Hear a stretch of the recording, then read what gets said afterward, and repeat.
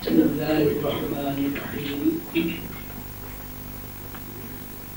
الحمد لله رب العالمين الرحمن الرحيم مالك يوم الدين إياك نعبد وإياك نستعين اهدنا الصراط المستقيم صراط الذين أنعمت عليهم غير المغضوب عليهم ولا الضالين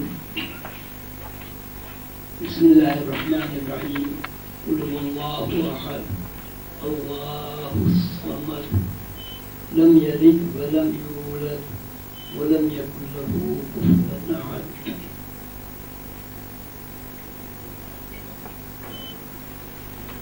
موجود حاضرین اساتذہ کرام محترم ڈاکٹر صاحبان السلام علیکم.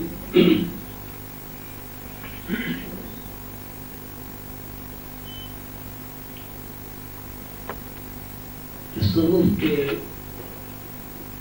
موضوع پر کچھ بیان کرنے سے پہلے اگر تصوف کی تاریخ بیان کر دی جائے میرے خیال میں زیادہ مناسب رہے گا.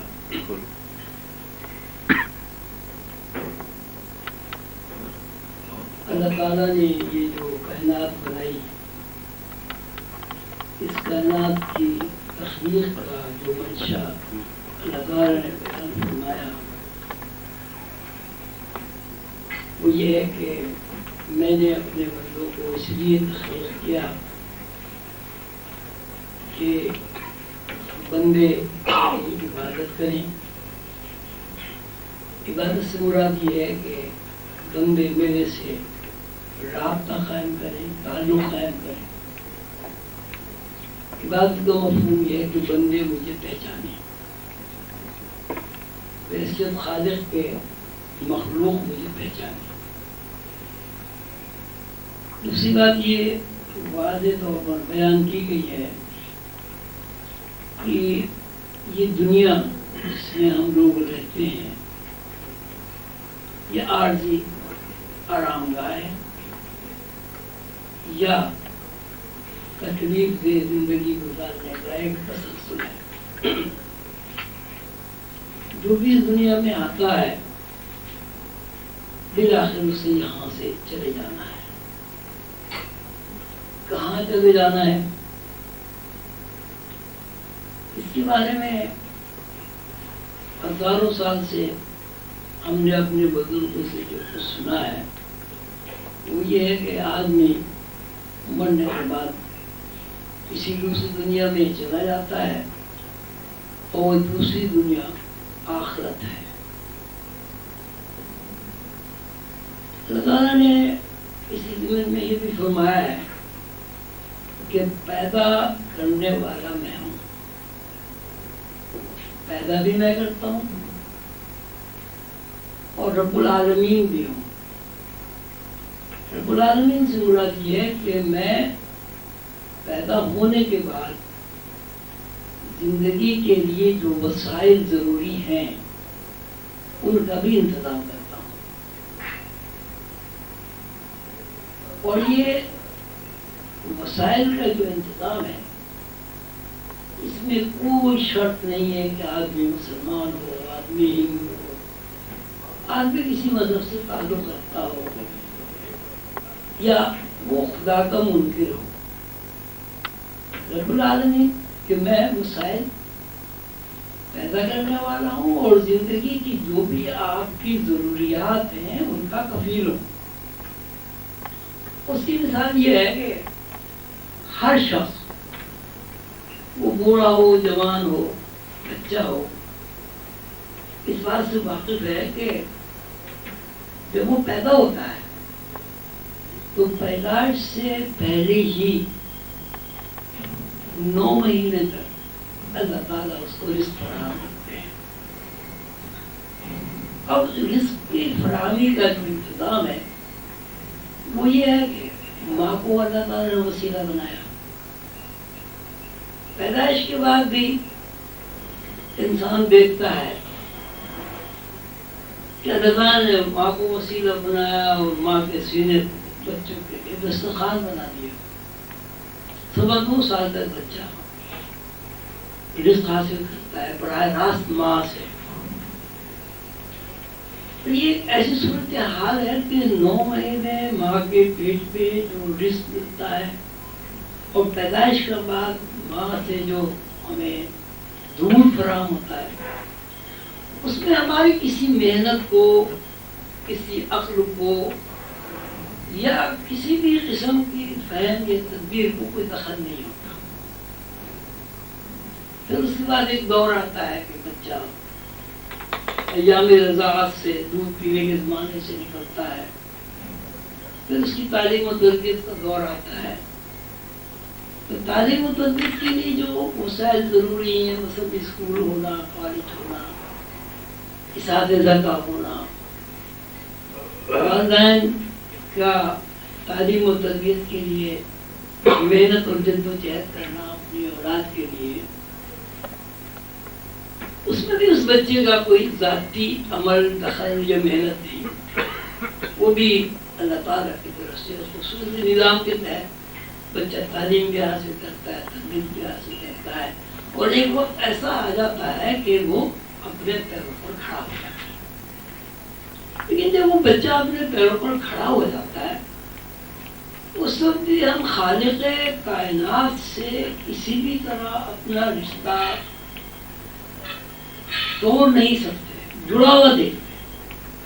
مثلا اگر دماغ اللہ تعالیٰ نہ دے تو ہم کوئی کام نہیں کر سکتے. اگر اللہ تعالیٰ ہاتھ پیر مفلوج کر دے، بارش گر جائے تب بھی ہم کچھ نہیں کر سکتے. اللہ تعالیٰ ہمیں معذور کر دے تب بھی ہم کچھ نہیں کر سکتے. اللہ تعالیٰ اندھا کر دے تب بھی ہم کچھ نہیں کر سکتے. تو ہم کہتے تو یہ ہیں کہ ہم اپنے پیروں پر کھڑے ہو گئے اور محنت مزدوری کر کے ہم اپنی روزی کما رہے ہیں، لیکن اس روزی میں بھی اللہ تعالیٰ کی جو مدد ہے وہ براہ راست ہماری شامل حال ہے. ہمارا ذہن ہے، ہمارا دماغ ہے، ہمارے ہاتھ پیر ہیں، محنت مزدوری کرنے کی صلاحیت ہے، طاقت ہے، توانائی ہے. تو یہ جب اللہ تعالیٰ نے یہ فرمایا کہ میں نے کائنات کو تخلیق کیا، اور کائنات کو تخلیق کرنے کے بعد کائنات کے جو افراد ہیں ان کو زندگی دینے کے لیے میں نے وسائل بھی بنائے. اور تھوڑی سی اگر اس کی وضاحت ہو جائے، مثلاً یہ کہ ہوا نہ ہو انسان زندہ نہیں رہ سکتا. اب ہوا کے بنانے میں کسی انسان کا کوئی دخل نہیں ہے. آکسیجن نہ ہو انسان زندہ نہیں رہ سکتا. آکسیجن کے بنانے میں کسی انسان کا کوئی عمل دخل نہیں ہے. دل بنایا، اب دل کا جو ایک سسٹم ہے، پمپنگ سسٹم ہے دل کا، اگر دل بند ہو جائے تو انسان کچھ بھی نہیں کر سکتا. اللہ تعالیٰ کا جو منشا ہے وہ یہ ہے کہ میں نے کائنات کو تخلیق کیا. وما خلقت الجن والانس الا لیعبدون، کہ میں نے جنات کو پیدا کیا، میں نے انسانوں کو پیدا کیا اس لیے کہ وہ میری عبادت کریں. عبادت سے مراد یہ کہ اللہ تعالیٰ سے قربت حاصل کریں، اللہ تعالیٰ کو جانیں، اللہ تعالیٰ کو پہچانیں، اور بحیثیت مخلوق کے ہمیں اس بات کا علم ہونا چاہیے کہ ہمارا خالق اللہ ہے. یہ ساری جو روایات میں نے بھی آپ کے سامنے بیان کی، اس کو اللہ تعالیٰ نے پھیلانے کے لیے، قائم کرنے کے لیے، ایک نظام بنانے کے لیے، ایک نیٹ ورک بنانے کے لیے پیغمبروں کا سلسلہ شروع کیا. حضرت آدم علیہ السلام سے حضرت پاک محمد صلی اللہ علیہ وسلم تک بتایا جاتا ہے روایتاً کہ 1,24,000 پیغمبر آئے. 1,24,000 پیغمبروں نے جو لوگوں کو علم سکھایا، اس کی جو تعریف ہمارے سامنے ہے وہ یہ ہے کہ ایک علم کا نام ہم نے شریعت رکھا اور دوسرے علم کا نام ہم نے طریقہ رکھا. شریعت سے مراد یہ ہے کہ ہمیں کس طرح زندگی گزارنی ہے. مثلاً ہمارے اخلاق اچھا ہونا چاہیے. مثلاً یہ ہم کسی کی حق تلفی نہ کریں, ہم کسی کی دل آزادی نہ کریں. ہمارا کردار کا ایک معیار ہو, کیا نہ ہم لوگوں کو ستائیں نہ لوگ ہمیں ستائیں.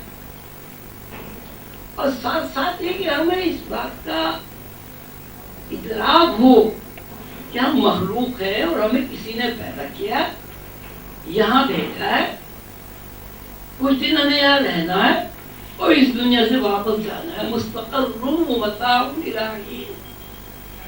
ہم نے تمہیں یہاں کچھ دنوں کے لیے بھیجا, کچھ وقفے کے لیے بھیجا. اس وقفے کو آپ نے پیغمبروں کی تعلیمات کے مطابق پورا کرنا ہے. شریعت ایک اصول ہے, ایک قاعدہ ہے, ایک ضابطہ ہے کہ انسان معاشرتی اعتبار سے کس قسم کا ماحول کریٹ کرے, اسے کیا کرنا ہے. اگر اسے یہی کرنا ہے کہ اچھائی پھیلانی ہے, برائیوں کو روکنا ہے, فواہشات و منکرات سے بچنا ہے. اب شریعت کے ساتھ ساتھ دوسرا جو کام ہے کہ اصول, ضوابط اور قواعد کے ساتھ ساتھ زندگی گزارنے کے ساتھ ساتھ اس کا جو نتیجہ حاصل کرنا ہے, وہ نتیجہ یہ حاصل کرنا ہے کہ ہمیں اللہ کو پہچاننا ہے. ما خلقت الجن والانس الا ليعبدون. اسی لیے جنات انسان پیدا کیے گئے کہ اللہ کو پہچانا جائے. اب پہچاننے کا جب سلسلہ ہم قائم کرتے ہیں, جوڑتے ہیں, اللہ کو پہچاننے کا ذریعہ ایک تھی کہ ایسا کوئی طریقہ کار ہو جو ہمیں اللہ تک پہنچائے. اللہ غیب میں ہے, غیب کے بغیر, غیب میں داخل ہوئے بغیر کوئی آدمی اللہ کو نہیں پہچانتا. اب غیب کے راستے کا جو تعین ہے, غیب کے راستے پر جو منزلیں ہیں, ان منزلوں سے گزرنے کا جو ایک تسلسل, ایک عمل ہے, اس کا نام تصور ہے. بالکل ایسی بات جیسے ایک ڈاکٹر ہے, ڈاکٹر اگر ایک تسلسل سے, میڈیکل سائنس سے نہ گزرے تو وہ ڈاکٹر نہیں. اس طرح ایک انجینئر ہے, اگر وہ انجینئرنگ کی کتابیں نہ پڑھے تو انجینئر نہیں پڑھے. اسی طرح سے ایک سائنٹسٹ ہے, اگر اس کے اندر ریسرچ نہ ہو اور ریسرچ کرنے کی صلاحیت کو استعمال نہ کرے, مسلسل ارتکاز ذہن کے ساتھ ایک نقطے پر توجہ مرکوز کر کے اس ایٹم کی کھوج نہ لگائے تو ایٹم کو توڑ نہیں سکتا. تو یہ راستے وے بہت سارے دروازے ہیں.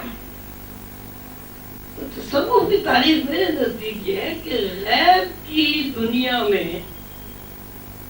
سفر کرنے کا جو طریقہ کار ہے اس کا نام تصوف ہے. اور غیب کی دنیا میں آدمی اس وقت داخل ہوگا جب اللہ اور اللہ کے پیغمبر علیہ السلام اور رسول اللہ صلی اللہ علیہ وسلم کی تعلیمات پر عمل کیا جائے. بالکل اسی طرح جس طرح مثلاً ڈاکٹری پڑھنے کے بھی ایک آداب ہے, انجینئرنگ پڑھنے کے بھی آداب ہے, ٹیچنگ کے بھی ایک آداب ہے, تو اسی طرح غیب کی دنیا میں داخل ہونے کی بھی آداب ہے. اب صورتحال یہ ہے کہ ایک بہت بڑا طبقہ یہ کہتا ہے کہ اب غیب کی دنیا میں ہم داخل نہیں ہو سکتے. غیب ہم سیکھ نہیں سکتے, ہم تو ظاہری دنیا کے لوگ ہیں. کیونکہ یہ جو تصوف کے لوگ ہیں اولیاء اللہ, یہ کہتے ہیں کہ نہیں, سب سے زیادہ آسان عمل ہی غیب کی دنیا میں جانے کا ہے. اس لیے کہ جب ہم اس دنیا میں نہیں آئے تھے اس وقت ہم غیب میں تھے, یعنی ہماری روحیں غیب میں تھی, اور جب ہم اس دنیا میں نہیں ہوں گے تو بھی غیب میں جائیں گے. پیدا ہونے سے پہلے بھی ہم غیب میں تھے, ہماری روحیں غیب میں تھیں، اور مرنے کے بعد بھی ہم غیب میں تھے. پھر اور مزید اگر اس کی تشریح کی جائے، مطلب میں ایک بچہ تھا کسی زمانے میں، ایک دن کا بچہ تھا، آپ سب بھی ایک دن کے بچے تھے. جب میں 2 دن کا ہوا تو میں نے ایک دن غیب میں چلا گیا. میں اسے دیکھوں نہ دیکھوں، لیکن میرا ایک دن غیب میں چلا گیا. جب میں 12 سال کا ہوا تو میرے 12 سال غیب میں چلے گئے. اسی صورت سے آج میں بوڑھا آدمی ہوں، میرا لڑکپن، میرا بچپن، میری جوانی سب غیب میں چلے گئے. مجھے یاد ہے میری اپنی جوانی، مجھے یاد ہے، بچپن بھی یاد ہے، لڑکپن بھی یاد ہے، لیکن وہ غیب میں چلے گئے. اور ایک وقت ایسا ہے کہ یہ بڑھاپا بھی غیب میں چلا جائے گا، اسی کا نام ہم موت رکھتے ہیں. اللہ تعالیٰ نے پیغمبروں کے ذریعے ہمیں یہ بھی پیغام پہنچایا ہے کہ یہاں جو چیز دنیا میں پیدا ہوئی اس کو فنا ضرور ہونا ہے. کل نفس ذائقۃ الموت، کہ جو بھی یہاں پیدا ہو گیا اس نے موت کا جو سفر ہے وہ ضرور کرنا ہے. یعنی ہر چیز جو یہاں موجود ہے کسی نہ کسی وقت اس کے اوپر فنا آئے گی. فنا سے مراد ہے کہ اس ظاہری دنیا سے وہ غائب ہو جائے گا.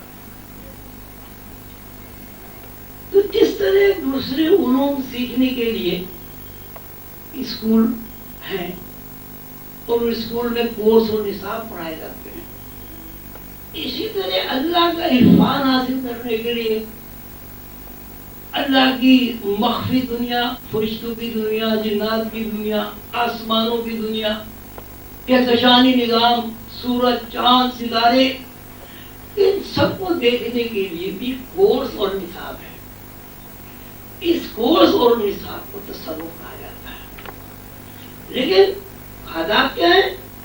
آداب یہ کورس وہی بندہ پڑھ سکتا ہے جس کے اندر حضور پاک صلی اللہ علیہ وسلم کی تعلیمات پر عمل کرنے کا جذبہ ہو، شوق ہو. نماز ہے، روزہ ہے، حج ہے، زکوٰۃ ہے. ابھی ڈاکٹر صاحب نے فرمایا خوش اخلاقی ہے، دوسروں کا دکھ درد بانٹنا ہے، اللہ کی مخلوق کی خدمت کرنی ہے. اب دیکھیے اگر آپ غور فرمائیں، میں نے اپنے مرشد کریم حضور قلندر بابا اولیاء رحمۃ اللہ علیہ میرے مرشد ہیں، تو الحمدللہ میں نے ان کی خدمت میں شب و روز 16 سال گزارے ہیں. ایک دفعہ ان سے سوال کیا، تب آپ اللہ میں ایسے کیسے مل سکتے ہیں؟ پہلے مجھے کیا مل سکتے ہیں؟ اس میں انہوں نے فرمایا کہ اللہ نے تمہیں پیدا ہی اس لیے کیا کہ اللہ چاہتا ہے کہ تم اللہ سے ملو. بھائی تمہیں پیدا ہی نہیں کیا، عالم غیب، عالم ارواح سے عالم ظاہر میں اس لیے بھیجا گیا ہے تاکہ تم اپنا ارادہ اور اختیار استعمال کر کے ان راستوں پر چلو جو 1,24,000 پیغمبروں نے جس کی نشاندہی کی اور جس پر رسول اللہ صلی اللہ علیہ وسلم نے خود عمل کر کے دکھایا ہے. ان راستوں پر چلو. جب ان راستوں پر چلو گے تو ہر پیغمبر کی تعلیمات کا نچوڑ یہی ہے کہ بندے کا اللہ سے تعلق قائم ہے. تو اللہ نے تمہیں پہلے اس لیے کہ تم اللہ سے ملو. تم نے کہا کیسے ملے؟ پھر انہوں نے مجھ سے سوال کیا، آپ یہ بتائیں آپ کسی سے دوستی کرنا چاہتے ہیں تو آپ کیا کریں؟ میں نے کہا ساتھ اخلاق سے پیش آئیں گے، اس کو تحفے دیں گے، اسے بات سنیں گے، اس کو وقت دیں گے. بھائی اگر تم تحفے تو آپ نہیں دو گے، وقت نہیں دو گے، پھر کیا ہوگا؟ تو میں نے دوستی نہیں. خیر 2-4 سوال میں تو میں اس کا جواب نہیں دے سکا. تو انہوں نے خود ہی فرمایا دیکھو دوستی اگر آپ کو کسی سے کرنی ہے تو اس کی جو دلچسپی ہے، ہابیز ہیں، انہیں اختیار کرو. اگر ایک نمازی سے آپ دوست کرنا چاہتے ہیں، آپ باقاعدگی سے مسجد میں نماز پڑھنے جائیں، دعا سلام پڑھیں، پڑھی دوسری. ایک شرابی سے دوستی کوئی بندہ کرتا ہے تو ظاہر ہے وہ اس کے ساتھ جو کچھ وہ کر رہا ہے اگر وہ کرے گا تو دوستی ہو جائے گی. ایک سینما دیکھنے والے کے ساتھ آپ سینما جا کے دیکھیں گے دوستی ہوتی ہے. بڑے کہ جو اس کی دلچسپیاں ہیں، جو اس کی ہابی ہے، وہ اگر آپ اختیار کر لیں گے تو اس سے دوستی کرنے میں آسانی پیدا ہوگی اور پکی دوستی ہوگی. صحیح ہے. تم اچھا یہ بتاؤ اللہ نے کیا کیا؟ تو میں نے کہا جی اللہ میاں پیدا کرتے ہیں، اللہ میاں وسائل دیتے ہیں، اللہ میاں حفاظت کرتے ہیں، اللہ میاں دعائیں قبول کرتے ہیں، اللہ تعالیٰ پریشانی سے نجات دیتے ہیں. تو بس یہ سب صحیح ہے. ایک لفظ میں بیان کرو اللہ تعالیٰ کیا کرتے ہیں. ایک لفظ کیا کرتے ہیں اللہ تعالیٰ، اس کا بھی میں جواب نہیں دے سکتا. انہوں نے فرمایا دیکھو بھائی اللہ تعالیٰ اپنی مخلوق کی خدمت کرتے ہیں. مثلاً پانی بارش برسانا مخلوق کی خدمت ہے، ہوا مخلوق کی خدمت ہے، آکسیجن مخلوق کی خدمت ہے، ماں کے پیٹ میں روزی فراہم کرنا مخلوق کی خدمت ہے، حفاظت کرنا مخلوق کی خدمت ہے. ٹھیک ہے. اگر اللہ سے تمہیں دوستی کرتے تو اللہ مخلوق کی خدمت کرتا ہے، ابھی مخلوق کی خدمت کرنا شروع کرتا ہے، اللہ سے دوستی ہو جائے. تو تصوف کی جو بنیاد ہے وہ یہی ہے کہ انسان کے اندر وہ عادات، وہ خصلتیں، وہ صفات پیدا ہو جائیں جو اللہ تعالیٰ کی صفات. ٹھیک ہے. اللہ تعالیٰ کی صفات پیدا ہونے کا منشا ہر کس دن نہیں. نعوذ باللہ استغفار کہ کوئی آدمی اگر اللہ تعالیٰ کی صفات اختیار کر لے تو نعوذ باللہ خدا بن جائے. نہیں ہے تو نہیں. اللہ تعالیٰ نہیں ہے، آپ بھی رحم کر سکتے ہیں. اللہ تعالیٰ سخی ہے، آپ بھی سخی بن سکتے ہیں. اللہ تعالیٰ اپنی مخلوق کی خدمت کرتے ہیں، آپ بھی کر سکتے ہیں. سب کرتے ہیں جس کو جو موقع ملتا ہے. خصوصاً یہ جو آپ کا ڈاکٹری کا یہ علاج معالجے کا حکیم ڈاکٹر، وہ کوئی بھی شعبہ ہو علاج کا، اس میں تو بہت زیادہ خدمت کے مواقع ملتے ہیں. ڈاکٹر لوگ میں نے دیکھا ہے کیمپ لگاتے ہیں، وہ بھی جس شعبے کا ایک مخلوق کی خدمت ہے. تو سب سے مراد یہ ہے کہ بندے کا اللہ سے تعلق قائم ہو جائے اور بندے کے اندر وہ صفات پیدا ہو جائے جو اللہ کی اپنی صفات ہیں، اور جن صفات کے لیے اللہ تعالیٰ یہ پسند کرتا ہے کہ میری مخلوق بھی ان صفات پر عمل کرے. تو ہمارے پاس جیسے میں نے ابھی عرض کیا، ایک تمہارے پاس شریعت ہے. شریعت سے مراد یہ ہے کہ رسول اللہ صلی اللہ علیہ وسلم نے جو کچھ کیا وہ ہمارے لیے سند ہے. قرآن پاک میں اللہ تعالیٰ نے جو کچھ بیان کیا وہ ہمارے لیے سند ہے. حدیث میں جو کچھ بیان ہوا وہ ہمارے لیے سند ہے. بدل حضور نے اللہ تعالیٰ نے فرمایا غصہ نہ کرو، والکاظمین الغیظ والعافین عن الناس واللہ یحب المحسنین. جو لوگ غصہ نہیں کرتے اور لوگوں کو معاف کر دیتے، اللہ ایسے احسان کرنے والے بندوں سے محبت کرتا ہے. یعنی غصہ جو بندے نہیں کرتے ان سے اللہ محبت کرتا ہے. اب حضور پاک صلی اللہ علیہ وسلم کی سیرت طیبہ کا جو ہم مطالعہ کرتے ہیں تو ہمیں وہاں افراد الگزر نظر آتا ہے. مثلاً ہندا نے حضرت امیر حمزہ کا کلیجہ چبایا، کان ناک کاٹ کے رسی میں پرویا، گلے میں ہاتھ ڈالا، رقص کیا. اس سے بڑی بربریت اور ظلم اور وحشی پن دنیا کی تاریخ میں کہیں نہیں ملتا. لیکن جب وہ حضور پاک صلی اللہ علیہ وسلم کی خدمت میں حاضر ہوئی، اس نے اسلام قبول کیا، انہوں نے اسے معاف کر دیا. تو اللہ تعالیٰ میں غصہ نہ کرو.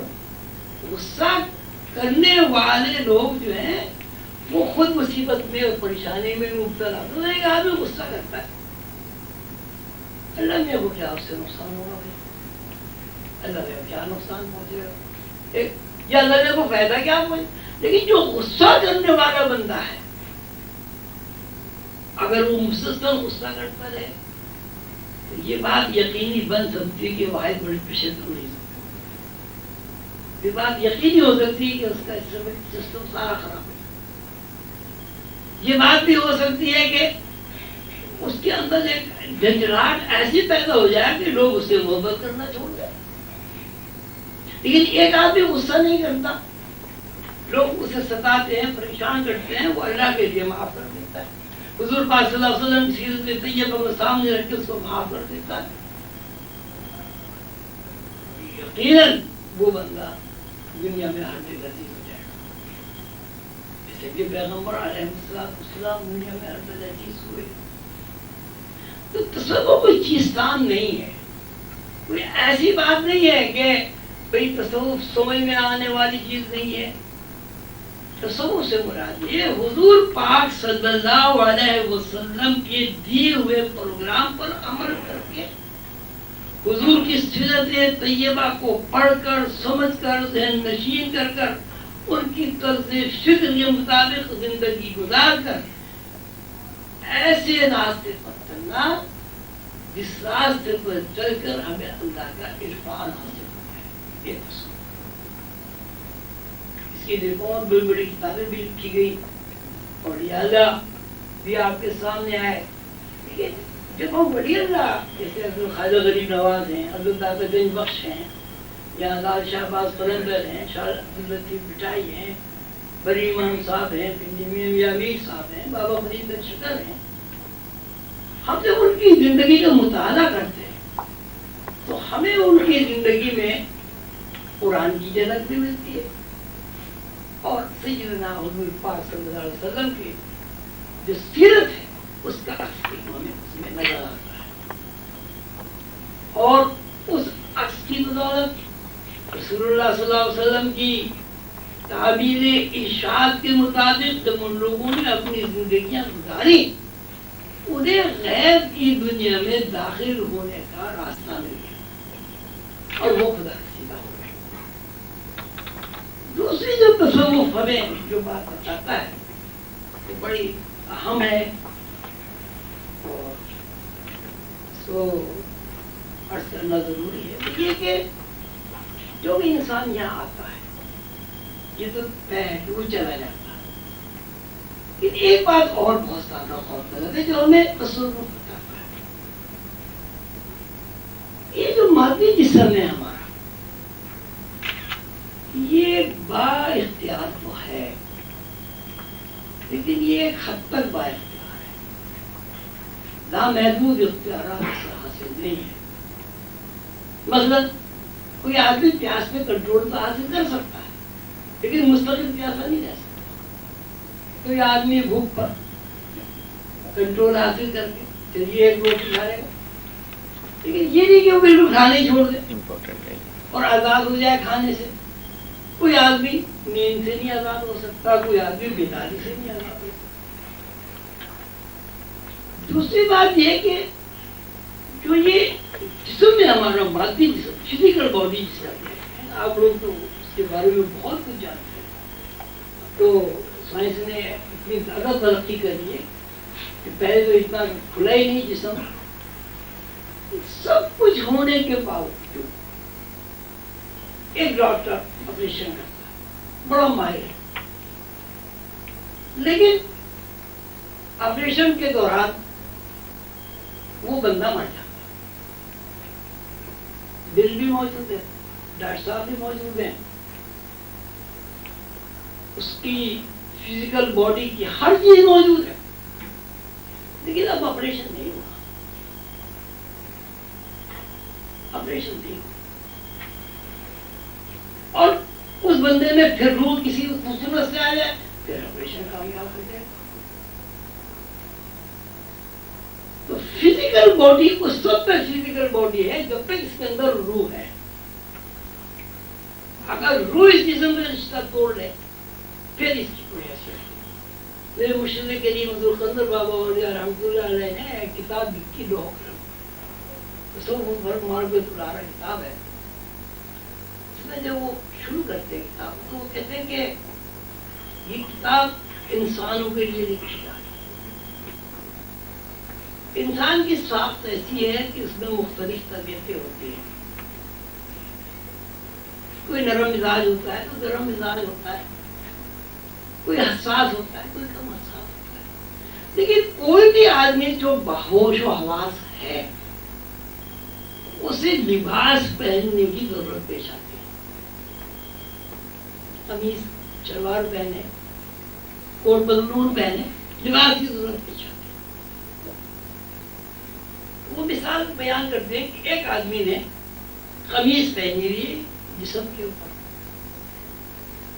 اگر اس آدمی سے یہ کہا جائے کہ بھائی یہ تم نے جو قمیص پہنی ہوئی ہے ایسا کرو کہ تم ہاتھ ہلاؤ اور یہ آستین نہ ہلے،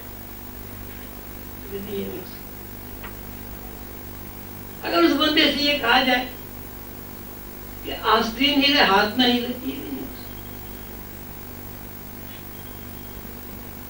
لباس کی ہر حرکت تابع ہے جسم کی، جب تک جسم کے اوپر یہ لباس ہوگا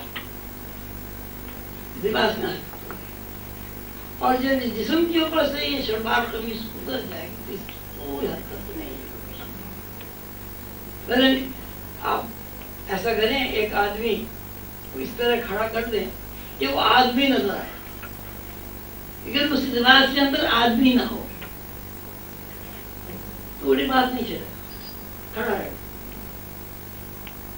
اور ایک آدمی کے اوپر جب وہ لباس ہے تو جیسے آدمی چلے گا لباس بھی اس کے ساتھ ساتھ چلے گا۔ تو جس طرح لباس جسم سے اتار دیا جائے اس کی کوئی حرکت نہیں ہوتی، اسی طرح اگر روح اس فزیکل باڈی کو اتار کے زمین پر پھینک دے، یہ ڈال دے تو اس کے اندر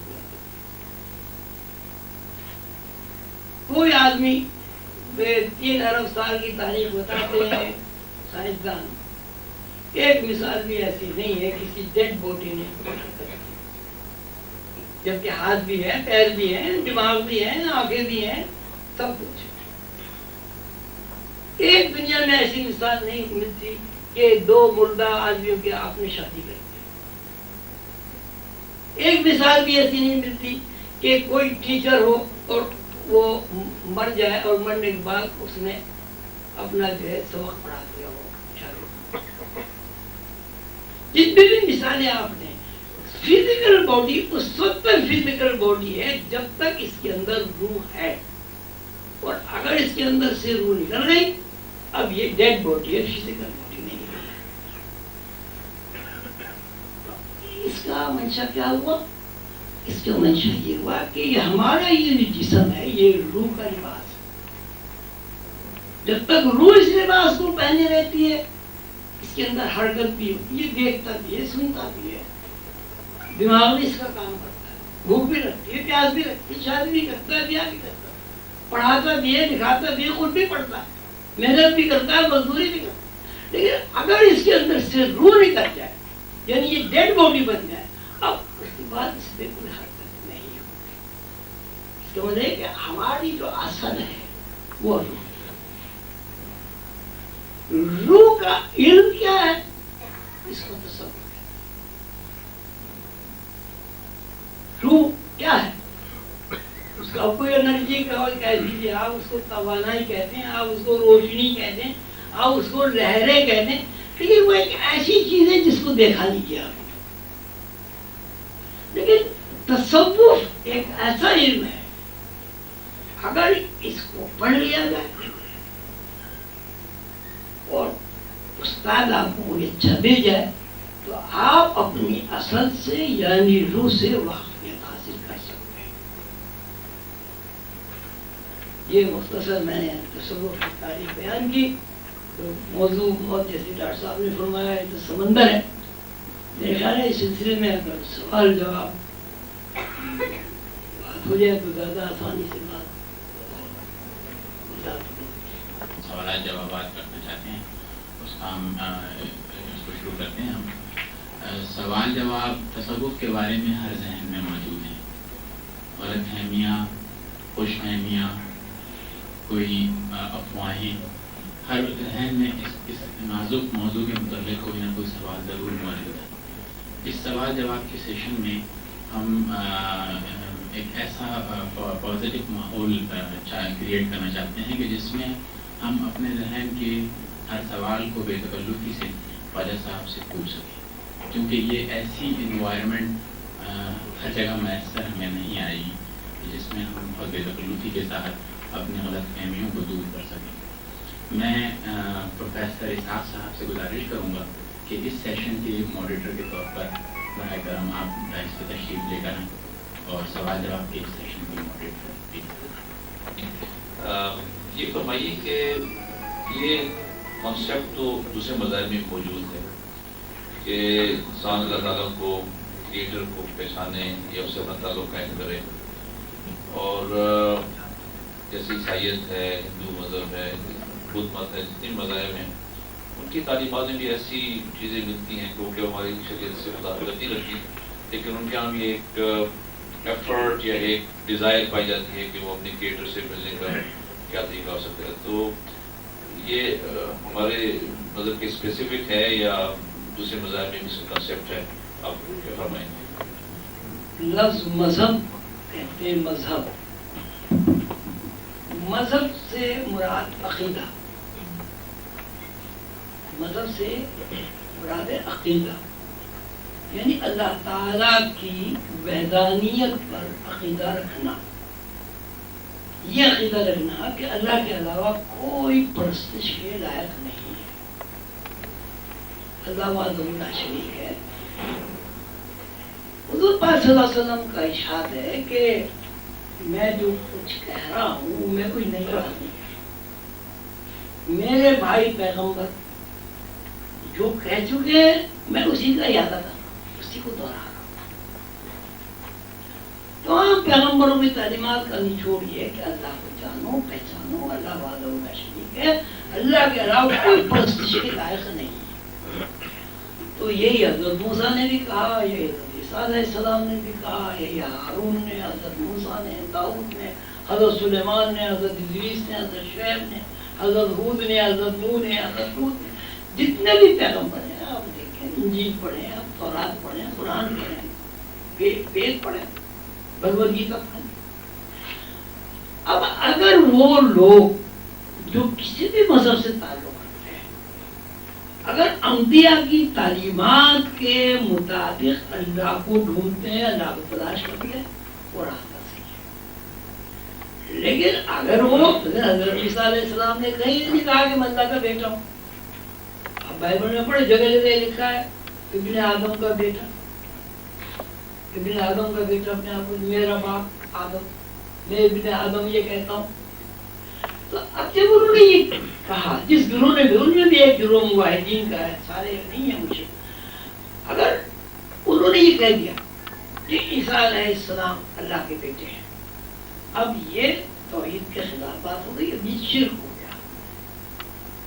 ایسے لوگ جب اللہ کو تلاش کریں گے کیونکہ راستہ غلط ہو گیا ہے، اس لیے اللہ انہیں کیسے ملے گا جب راستے سے نہیں، راستہ ادھر لاہور ہے، ادھر کراچی ہے، تو میں جانا کراچی جاتا ہوں، رخ کرتا ہوں لاہور کا، تو میں کبھی کراچی نہیں پہنچا. جتنے بھی مذاہب ہیں اگر وہ اپنے پیغمبروں کی تعلیمات کے مطابق، یعنی توحید کے مطابق اللہ کو ڈھونڈتے ہیں، اللہ سے تعلق ہے. اب جیسے نماز ہے، عیسیٰ علیہ السلام نے کہا نماز پڑھو، ابراہیم علیہ السلام نے کہا نماز پڑھو، موسیٰ علیہ السلام نے کہا نماز پڑھو، حضور پاک صلی اللہ علیہ وسلم اقیم الصلاۃ، حضرت ابراہیم علیہ السلام کی جو دعا ہے، یا اللہ میری اولاد کو نمازی بنا.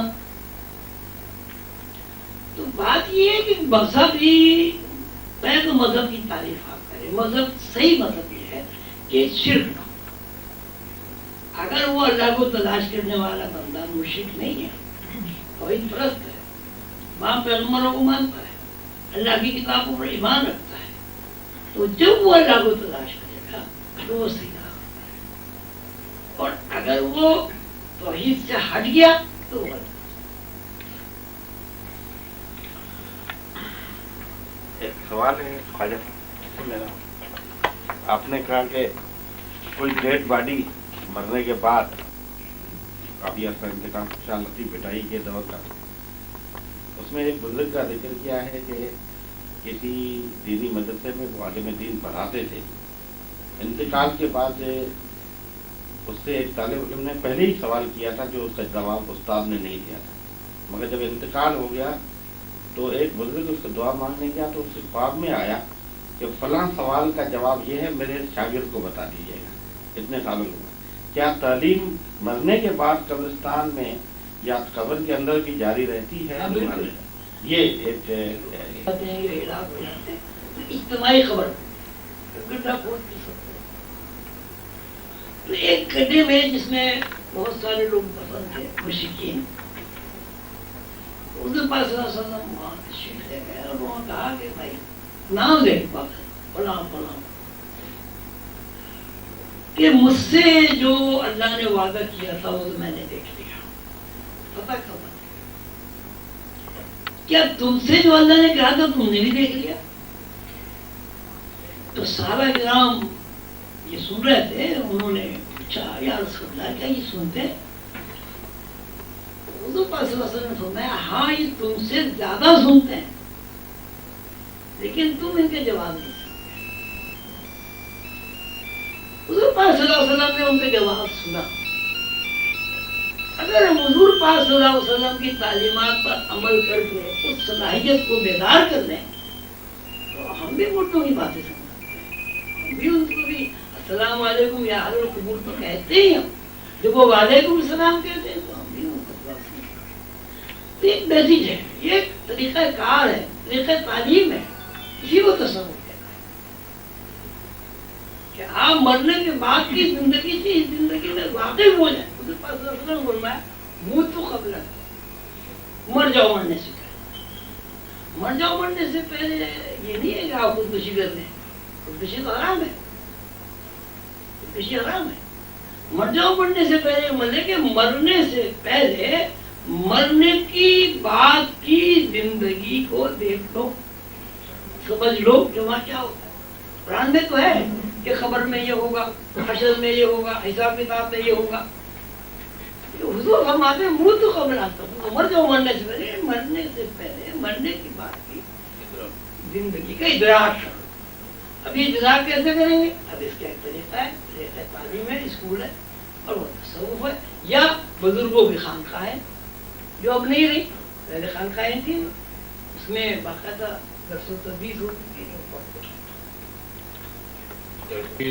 हम इस मादी दुनिया में रहते हैं, सुबह उठते हैं तैयार होके अपने काम पे चले गए, मैं डॉक्टर हूँ चलिए हस्पताल चला गया, कारोबारी इंसान है वो कारोबार में चला गया, सारा दिन इस चक्कर में गुजर जाता है। शाम को वापस आए, दरमियान में नमाज का मौका मिला, अल्लाह सबको दे, पढ़ ली, रोज़े भी रख लिए। मेरा सवाल आपसे ये है कि इस रूटीन में यहाँ के वैसे में थोड़ी बहुत खिदमत खल्क बहैसियत डॉक्टर भी हो जाती है, जैसे आपने फरमाया कि खिदमत खल्क अच्छी चीज़ है, लेकिन तसव्वुफ की तरफ किस तरह से इस रूटीन की दुनिया में हम इख्तियार कर सकते हैं? ये हो सकता है, अमरीका में भी हो सकता है, पाकिस्तान में भी हो सकता है। वो उस कोर्स के लिए वक्त निकाले, पढ़ता भी है, वक्त पर जाता भी है। अगर इम्तहान देना होता है इम्तहान भी देना होता है, लेकिन आप तमाम मसरूफियात के बावजूद एक कोर्स पढ़ने के लिए वक्त निकाल लेते हैं। जितना वक्त आप कोर्स पढ़ने के लिए निकाल लेते हैं, इतना वक्त आप तसव्वुफ के लिए निकालें, आप तसव्वुफ का इल्म हो जाए। ही अदीमुल फुर्सत हो, इतना ही अदीमुल फुर्सत हो, आपको कोई काम करना आप कर लेते हैं। भाई कुछ भी हो, मैं ऑपरेशन छोड़ दूंगा, मेरे दोस्त की शादी में जरूर जाना, मेरे बेटे की शादी हो रही है, आज मैंने ऑपरेशन नहीं करना, छोड़ दिया ना। अब इसी सूरत से जितनी अहमियत आपने बेटी की शादी को दी है, इतनी अहमियत आप अल्लाह की मुलाकात को दे दें, आप पास में खुद बखुद निकल जाए। ये इल्म आता हो, मतलब मैं डॉक्टर साहब जब मुझे मिलते हैं मैं इनसे बहुत सवाल करता हूँ, दिल में क्या होता है, कितने वॉल होते हैं, नीचे कहाँ होते हैं, ऊपर क्या होते हैं, अपर चैम्बर क्या होता है, दो चैम्बर, ये मुझे बताते हैं। اب دلچسپی ہے اس میں، مجھے کچھ یاد رہ جاتے ہیں، پھر بہت میں میرا خیال ہے کئی پرسنٹ تو میں ڈاکٹر بن گیا دل کا، اس لیے ان سے پوچھتا رہتا ہوں، کوئی ڈاکٹر نہیں ہے وہ مجھے لکھ کے بتاؤ بھائی کیا ہوتا ہے، ڈاکٹر نہیں بنا لیکن مجھے معلومات حاصل ہو۔ اب اگر کوئی بندہ ایسا مل جائے جو تصوف جانتا ہو، تھوڑا سا وقت تو دینا پڑے گا، کورس میں بھی آپ وقت دیتے ہیں، شادی بیاہ میں بھی وقت دیتے ہیں، اخبار بھی پڑھتے ہیں آپ روز، اس میں بھی وقت دیتے ہیں، ریڈیو ٹی وی واچ کرتے ہیں، ریڈیو سنتے ہیں، اس میں بھی آپ وقت دیتے ہیں۔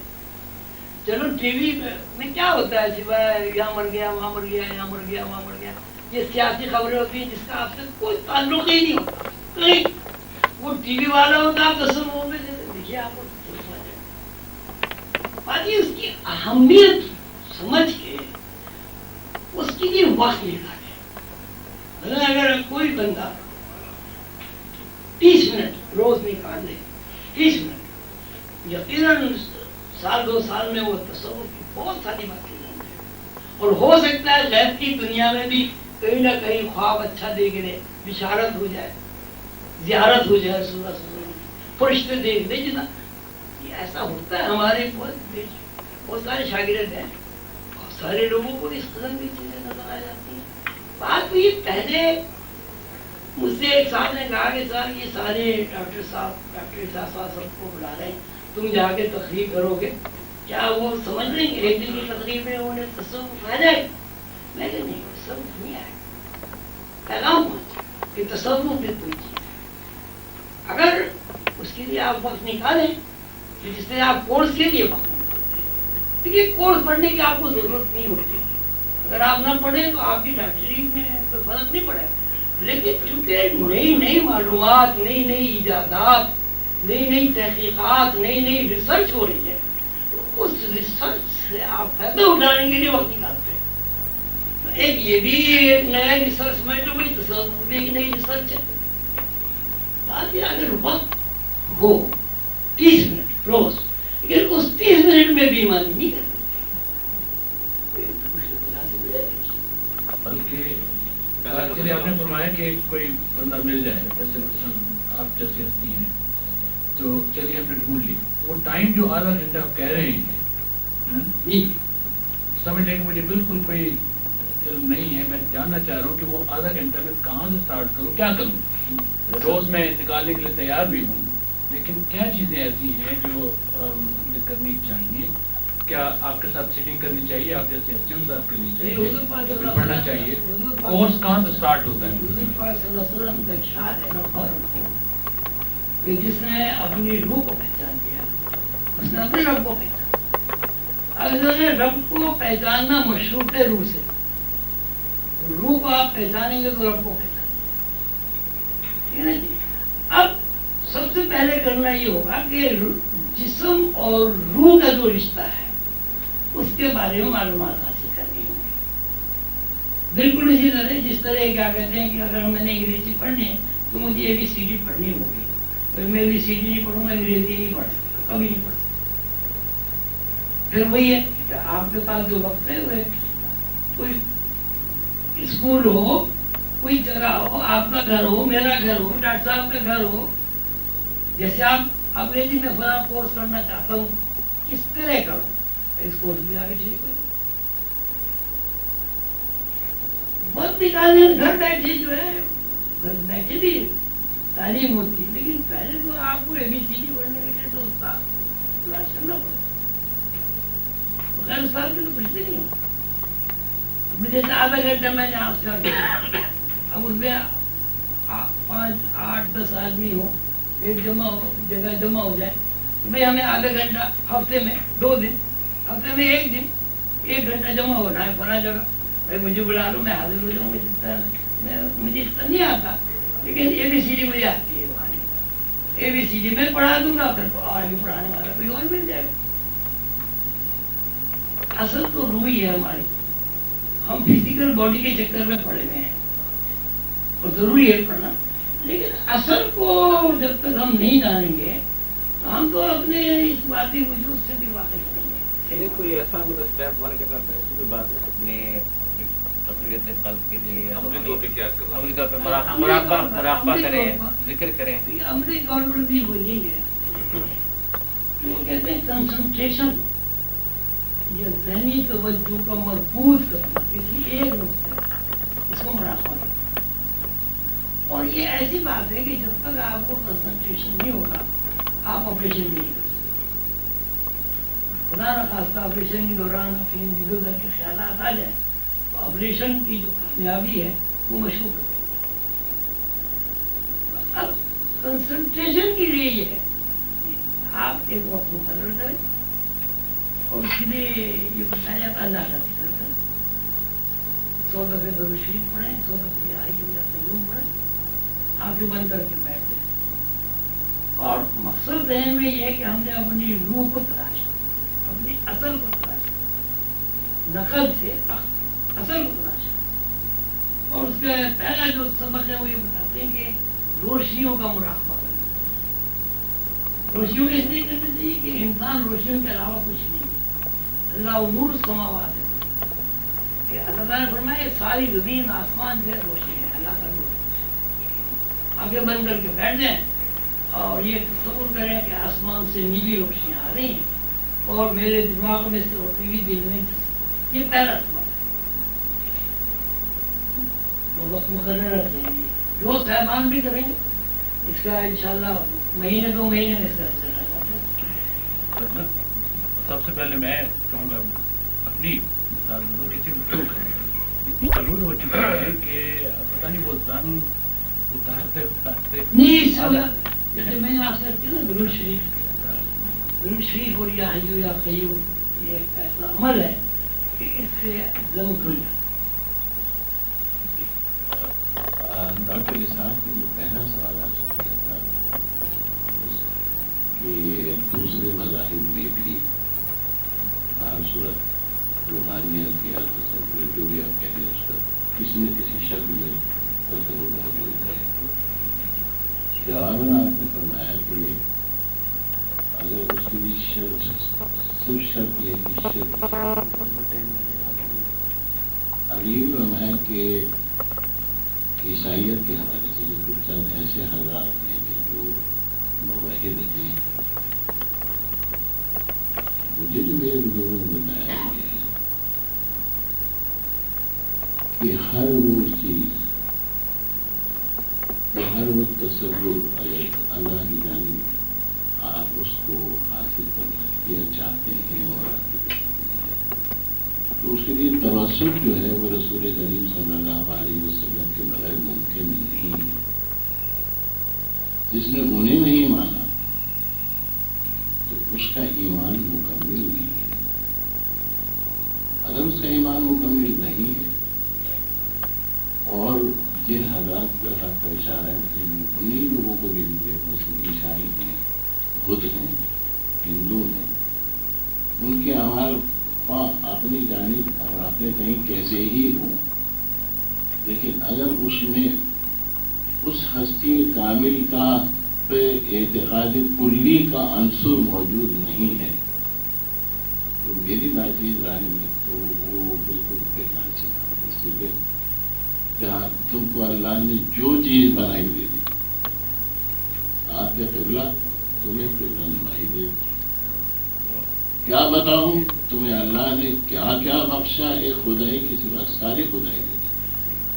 تو اگر یہ صورت حال ہے اور میرا یہ تھا تو پھر اس صورت میں تو حضور وہ راستہ جو ہے وہ خود کی بدلا ہو سکتا اور اس کا جو مرکز یہ میں اپنے ذہن کو صاف کرنے کے لیے سمجھ رہا ہوں کہ اگر یہ شکل ہے تو پھر کوئی آدمی کتنی ہی نیکیاں کرتا پھرے. میرا خیال سے قرآن میں بھی یہ ہے کہ وہ اس کا وہ حساب کتاب یہ دنیا ہی میں اس کا اجر دے دیتا ہے جس اجر کی ہم تلاشی اس کے لیے تو وہ ہستی جس کو کہ ہم خیر البشر کہتے ہیں اس کا وجود، اس سے محبت، اللہ سے محبت میرے خیال سے ممکن ہی نہیں ہے جب تک کہ اس سے محبت. قرآن پاک میں ہے یحبونہم بحب اللہ والذین آمنوا اشد حبا، کہ جو میرے محبوب بندے حضرت محمد صلی اللہ علیہ وسلم سے جتنی محبت کرتا ہے میں اس سے کئی زیادہ اس بندے سے محبت کرتا ہوں. یؤمنون باللہ والذین آمنوا اشد تقویٰ.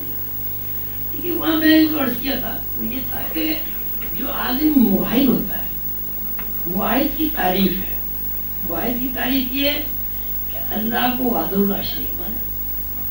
جتنے پیغمبر علیہ السلام تشریف لائے ہیں ان کو پیغمبر مانے، اس میں حضور پاک صلی اللہ علیہ وسلم بھی. اور اللہ کی جتنی کتابیں نازل ہوئی ہیں ان کو بھی تسلیم کرے. اگر یہ نہیں ہوگا تو وہ معاہد کے سامنے نہیں.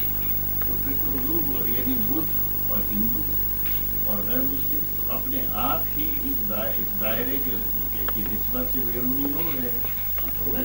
اللہ نے جو بیان ان کا کچھ ذکر اللہ تعالیٰ نے جو خاص دیکھے نا ان الذین آمنوا والذین ہادوا والنصارى والصابئین، وہ لوگ جو مسلمان ہیں، وہ لوگ جو نصارى ہیں، وہ لوگ جو یہودی ہیں، وہ لوگ جو صابئین ہیں. جی من آمن باللہ، اللہ پر ایمان رکھتے ہوں، والیوم الآخر، یوم آخرت پر ایمان رکھتے ہوں، والملائکۃ، فرشتوں پر، والنبی، یہ تعلیم ہے. اگر وہ اللہ پر، اللہ کے فرشتوں پر، اللہ کی کتابوں پر، اللہ کی نبیوں پر ایمان رکھتے ہیں تو ان کا اعمال بھی دکھائیں گے. اور اگر یہ نہیں ہے اس تاریخ کے مطابق جو ابھی آپ کے قرآن سے معاہد کی آپ کو دیکھیں نا، معاہد میں نے معاہد کی تعریف میں نے نہیں بیان کی، خالی معاہد کی معاہد کی تعریف یہ ہے من آمن باللہ والیوم الآخر والملائکۃ والکتاب والنبیین. جی میں اپنے ذہن کو صاف کرنے کے لیے گزارش کروں گا کہ پھر اس کے معنی یہ ہوئے کہ قدرتی طور پر علاوہ مسلمان کے جس نے ان کو نبی آخر سمجھ گردانا، ہر وہ شخص جو ان سے نسبت نہیں رکھتا وہ اس راستے کو جس کے فرما رہے ہیں وہ اس کو نہیں کرتے. نظر ہی نہیں آیا، وہ معاہد نہیں ہے، بنیادی شرط ہی نہیں. وہ معاہد ہے ہی نہیں. معاہد وہ ہے من آمن باللہ والیوم الآخر والملائکۃ والکتاب والنبیین. ابھی آپ نے روح کے تعلق سے کہ روح کے جانے کے بعد ڈیڈ باڈی کوئی حرکت نہیں کر سکتی، اس کے باوجود یہ بات ہوئی کہ حضور جب السلام علیکم یا حضور کا جواب ملا اور حضور نے سنا تو یہ حضور کے ساتھ تو یہ خصوصیت سمجھ میں آتی ہے بات. لیکن اوروں کے بارے میں مجھے یہ سوال کرنا ہے کہ جن کچھ حضرات جو خاص طور پر اہل تصوف میں ہیں کہ جن کی روح کا تعلق جسم سے ختم ہو گیا اور ڈیڈ باڈی کے طور پر جو مدفون ہو گئے، ان سے سوال کرنا، ان سے مدد مانگنا، یہ کہاں تک صحیح ہے؟ کیا وہ اس پوزیشن میں ہیں ڈیڈ باڈی ہونے کے باوجود کہ وہ نہ صرف سوالات سنیں بلکہ وہ وہاں دستگیری بھی کریں؟ لیکن آپ یہ دیکھیے جیسے دادا صاحب کے یہاں ہم جاتے ہیں، ہم وہاں جا کے کچھ پڑھتے ہیں، دادا صاحب سے کہتے ہیں کہ حضور ہمارے لیے دعا کریں، اللہ ہمارا یہ کام کرتے ہیں. یہ دستگیری اس معنی میں نہیں ہے کہ ہم نعوذ باللہ دادا صاحب کو خدائی کا درجہ دے رہے ہیں. ہم اپنے بزرگوں سے، زندہ بزرگوں سے، ماں باپ سے بھی دعا کراتے ہیں، باپ ہمارے لیے دعا کرو، ہمارے لیے کھاؤ. کیا داتا صاحب سنتے ہیں ہماری بات کو؟ داتا صاحب کی روح سنتے تو خاص بات ہے یا ہر ڈیڈ باڈی کی روح سنتی ہے؟ ہر ڈیڈ باڈی کی روح سنتی. السلام علیکم یا اہل القبور، السلام علیکم یا اہل القبور. یہ کافی لکھا گیا ہے میرے خیال میں. بڑے علماء دین جو حافظ ابن القیم نے کتاب الروح جو بڑے موحد تھے جس کے بارے میں اس کی ایک بہت ہی نایاب کتاب کافی ریپرنٹ ہوئی ہے. میرے خیال میں اگر وہ پڑھ لیں تو میرے خیال میں اسلام کے اندر روح کا تصور اور یہ بات سننے والا اس میں واضح ہو جائے گا. نہیں میں السلام علیکم یا اہل القبور، حضور پاک صلی اللہ علیہ وسلم کو ارشاد ہے کہ جب قبرستان جاؤ تو تم کہو अस्सलाम वालेकुम या अहल कुबूर, अगर वो सुनते नहीं तो इस बात को हुक्म क्यों दिया गया? बिल्कुल सुनते नहीं, हुक्म है तुम कब्रिस्तान जाओ तो अस्सलाम वालेकुम या अहल, और साथ ही हुजूर ने ये फरमाया सल्लल्लाहु अलैहि वसल्लम कि वो जवाब देते हैं वालेकुम अस्सलाम, लेकिन तुम नहीं सुनते। तुम क्यों नहीं सुनते? हम इसलिए नहीं सुनते कि हम हैं तो हम भी रूह चलती फिरती रूहें हैं, लेकिन हमारे ऊपर डेड बॉडी का इतना गलबा है कि हम रूह की आवाज को सुन नहीं पाते। जो लोग मुरादों के जरिए, मुजाहिदों के जरिए, नवाफिल के जरिए, नमाजों के जरिए, रोजों के जरिए, जिसको मुजाहिद और ये जिक्र अस्कार के जरिए अपने शऊर को इतना लतीफ कर देते हैं, वो रूह की आवाज सुन लेते हैं। जैसे लोग जो है ख्वाब देखते हैं, उसमें बहुत सारे सच्चे ख्वाब होते हैं। अभी आपने ख्वाब देखा, अगले दिन वो हो गया, बहुत ऐसा होता है। कुरान मजीद यानी हमें शऊर नहीं है, लेकिन रूहें सुनती तो हैं। ये नहीं है कि रूहें नहीं सुनती।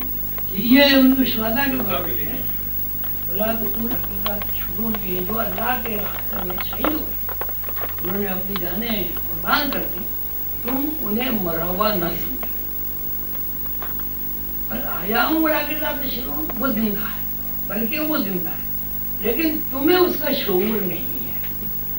मैंने अगर आप शऊर हासिल कर लें, या तो मुजाहिद के बाद रसूलुल्लाह सल्लल्लाहु अलैहि वसल्लम की तालीमात पर अमल करने के बाद, कुरान की तालीमात पर अमल करने के बाद अगर आप वो शऊर हासिल कर लें, आप देख लेंगे। मौलाना अशरफ अली साहब का एक मैंने वाक़या पढ़ा किताब में कि वो तशरीफ लाए वहाँ स्टेशन से, थाने भवन जा रहे थे, तो वहाँ जामिन शहीद रहमतुल्लाह अलैह का वहाँ मज़ार है। तो मौलाना अशरफ अली साहब था, वहाँ तशरीफ ले गए, साथ उनके साथी भी थे।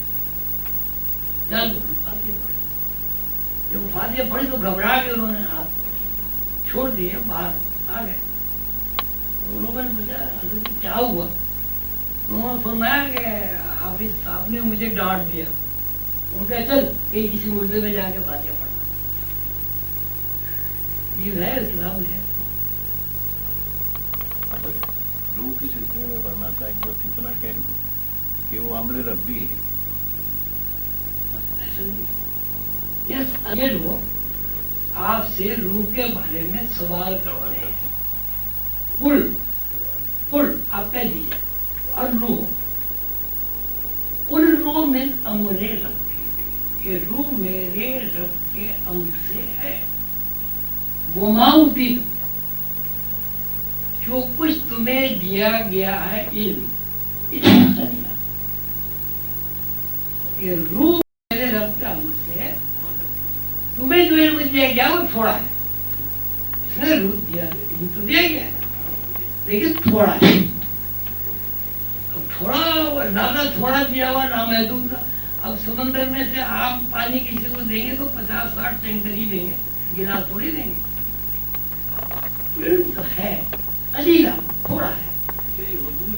ये अल्लाह ताला ने हुजूर को कलील इल्म दिया, यानी हमको तो कोई इल्म नहीं दिया। नहीं कह दो, नहीं कह दो, कह दो नहीं हुजूर आपको इनका इल्म दिया थोड़ा सा। अब हुजूर से हमें मिला, अब जितने हम हुजूर पाक सल्लल्लाहु अलैहि वसल्लम से मोहब्बत करेंगे, करीब हो जाएंगे, जैसे बाप का रिश्ता औलाद को मिलता है। हम चूंकि हुजूर की उम्मती हैं, हमें हुजूर का रिश्ता मुंतकिल होगा। अब जितनी हमारी सलाहियत है, अब हमें जो करीब मिलेगा वो हमारे हिसाब से करीब मिलेगा। सलाहियत की तो बात है। अब हुजूर पाक सल्लल्लाहु अलैहि वसल्लम की इतनी बड़ी सलाहियत है कि कायनात ही सारी उनके लिए बनी।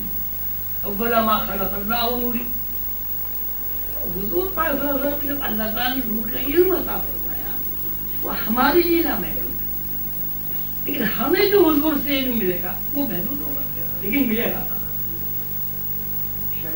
डॉक्टरों के मजमे में आपने बहुत इब्तदाई नोयत की बातें बयान करना मुनासिब समझा।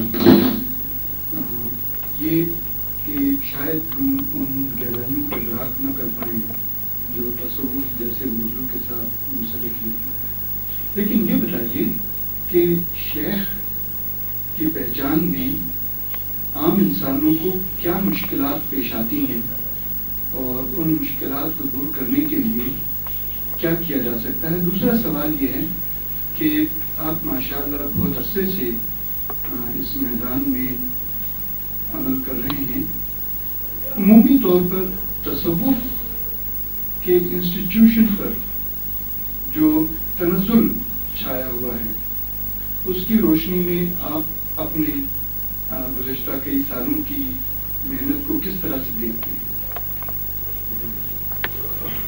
ये बड़ा एक सवाल है कि तसव्वुफ के बारे में ये जुमूद जो जाहिर हुआ, ये क्यों? जबकि दुनिया में उलूम जो है रोजाना नए नए उलूम सामने आ रहे हैं, उलूम ने सीख रहे हैं, वो मुश्किल हो गया सब नहीं सीख रहे, लेकिन एक बहुत बड़ी तादाद सीख रही है। एक तो तसव्वुफ के बारे में ये है कि दुनिया जो है, लोग वो दुनिया परस्त आता है। मतलब मैंने किताब लिखी है एहसान तसव्वुफ, वो बावजूद यूनिवर्सिटी में मास्टर में पढ़ाई करती कोर्स में उसमें लिखा है कि साहब अगर एक बच्चा हॉस्टल में दाखिल होता है, 3 साल 4 साल होता है, माँ बाप पैसे भी बेचते हैं, सब कुछ, उसको हम रहबानियत दी गई। लेकिन एक आदमी किसी खानकाह में दाखिल हो जाता है, रूहानियत सीखती है, हम उसे फौरन रहबानियत में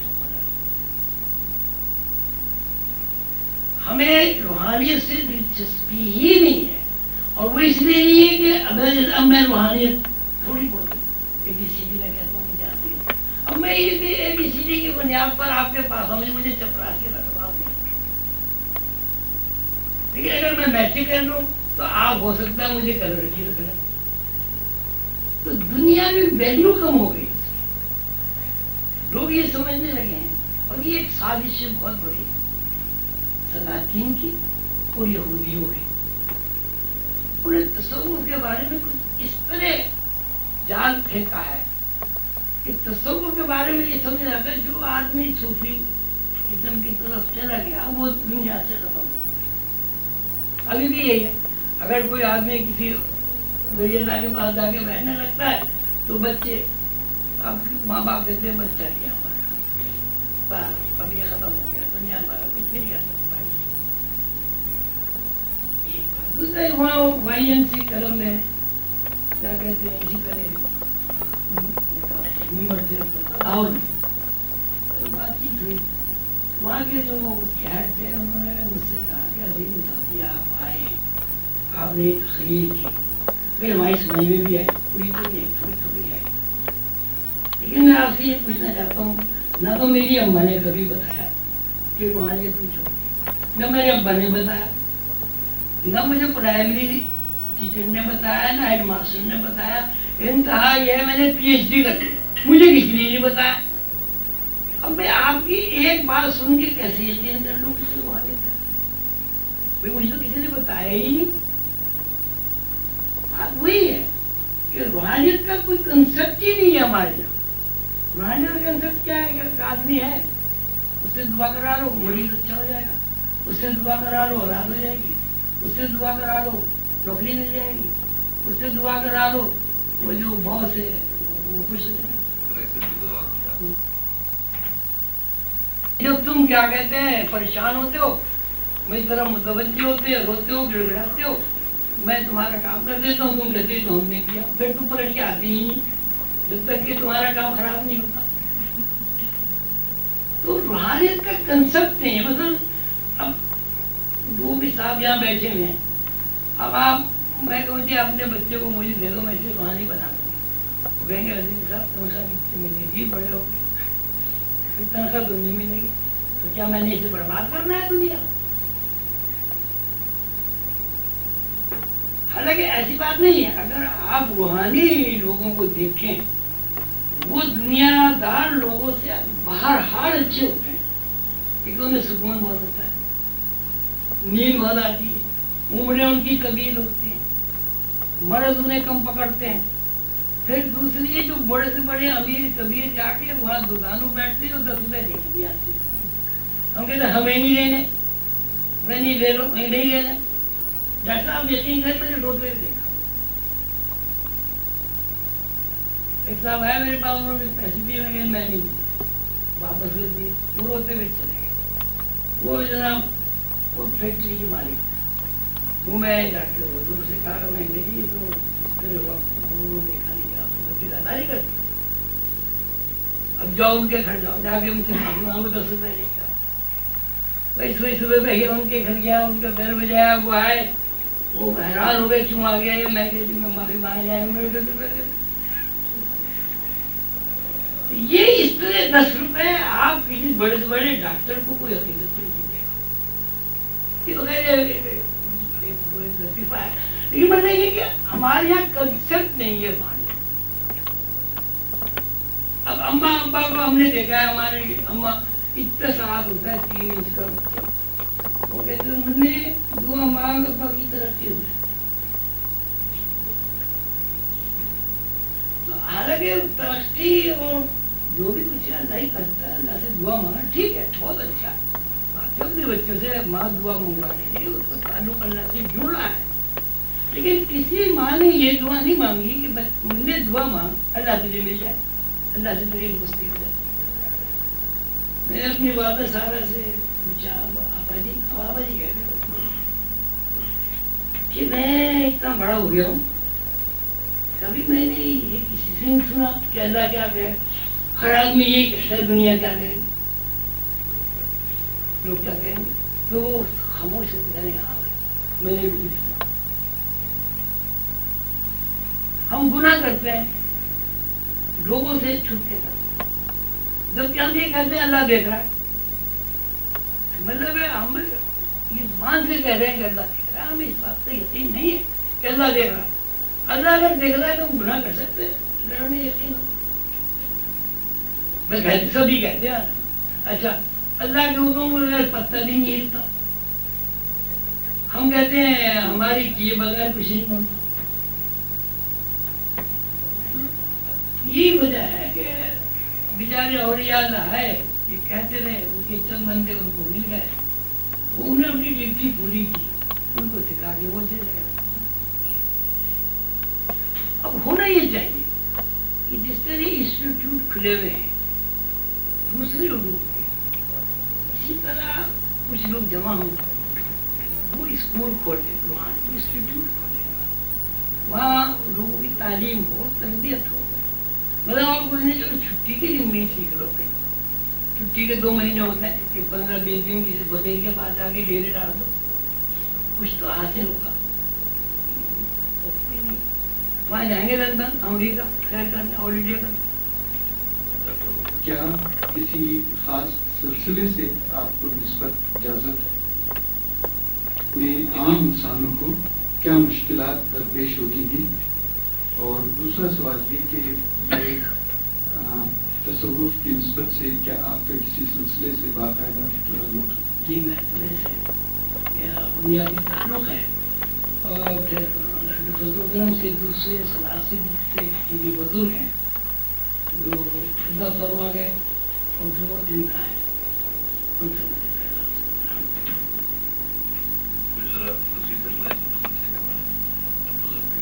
मेरे जो मुर्शिद ये हज़रत बाबा ताजुद्दीन नागपुरी चिश्ती चिश्तिया सिलसिले के बुजुर्ग हैं। उन्होंने हुज़ूर पाक सल्लल्लाहु अलैहि वसल्लम की इजाज़त से एक नया सिलसिला कायम किया, अदीमिया सिलसिला। उसकी सारी तालीमात हैं चारों सलासिल को कवर करती, नक्शबंदिया, सोहबंदिया, कादरिया, चिश्तिया। अब उन्होंने जो तालीमात सिलसिले की हमें दी हैं उसमें इस बात का ख्याल रखा गया है कि ये मौजूदा दौर में लोगों के जो ज़हन है वो बालिग हो गए हैं और लोग मशहूर हो गए हैं इल्म की वजह से, साइंसी उलूम की वजह से। मतलब पहले ज़माने में उन्होंने क्या कहते हैं वो उंगली डाल दी गिलास में उनका पियो पानी मीठा हो गया और उसमें से लगा के डाल दिए, लोग समझते हैं करामत है। अब इसे कोई नहीं समझता कि करामत है, बस इसे रीत भी कोई मिली। इसी सूरत में पहले किसी बुजुर्ग को किसी ने देख लिया 3 जगह, हम भाई तो फौरन बोल गए। अब वो एक आदमी अमेरिका में कोई खबरें सुना रहा है, उसको 2 करोड़ टीवी पे लोग देख रहे हैं, बड़े। अगर आप ये फौरन बुजुर्ग को 3 जगह देखा तो कहेगा जी मैं तो रेसलिंग कुश्ती में उस पहलवान को 1 करोड़ देके देखा। ऐसी आवाज यहाँ अपनी साफ आवाज भी वहाँ पहुँच गई। अभी आपका मोबाइल है, न कोई कनेक्शन है, न कोई तार है, न लेना न देना, आप अमरीका में पहले को बात शुरू। तो इस शो को सामने रखते हुए सिलसिले का एक हिस्सा बनाया ताकि लोगों को उनकी ज़हनी सलाहियत की तालीमात दी जाए। उसको सिलसिला में ऐसा हमने आपको कहते हैं कि मैं उसको कहना बाबा का नाम मोहम्मद रफी, जैसे कादिरिया सिलसिला, शेख अब्दुल कादिर जिलानी का आदि। लेकिन हमारा ये अदीनिया सिलसिला है, ये तमाम बुजुर्गों की तालीमात को नए अंदाज में पेश करना है। तालीमात सब वही है, जिक्र भी वही है, मुराक़बा भी वही है, नमाज भी वही है, रोज़ा हज ज़कात के वो चीज़ें सब वही। लेकिन उसको हमने एक साइंसी अंदाज में इसलिए पेश किया कि लोगों को अपील है। और हमारे जो दीन सिलसिला है उसे पढ़े लिखे लोगों ने ज़्यादा कबूल किया। तो मैं दीन सिलसिले का पढ़ दूँ, उसकी इमाम बाबा और भी आए। बुनियादी हमारा जो सिलसिला है और बाकी 3 सिलसिले से हमें पहला मतलब ये किसी सिलसिले की बुनियादी तालीमात क्या बुनियादी में औसाफ क्या सिलसिला चिश्ती की जो बुनियादी तालीमात में जो ख्वाजा फरीद नवाज ने जो कुछ करके दिखाया वो उनका मिशन है। हुज़ूर वहाँ से तशरीफ लाए, मुल्तान में क़याम किया, हिंदुस्तान की ड्यूटी लगी थी कि हिंदुस्तान में जाके तुम्हें तबलीग करनी है। तो उन्होंने यहाँ देखा कि किस किस्म की तरतीब है, किस सूरत मुल्क में। उन्होंने देखा भाई हिंदू लोग गाने बजाने में बहुत हैं, फिर उन्होंने यहाँ गाना सीखा मुल्तान में, सारंगी सीखी, जो भी साल हुए वहाँ जाकर उन्होंने बजाने शुरू कर दिए। बजाने में क्या, वो हम और नाते ये पढ़ते रहते, लोग आने शुरू हो गए और सिलसिला शुरू हुआ खिदमत खल्क से।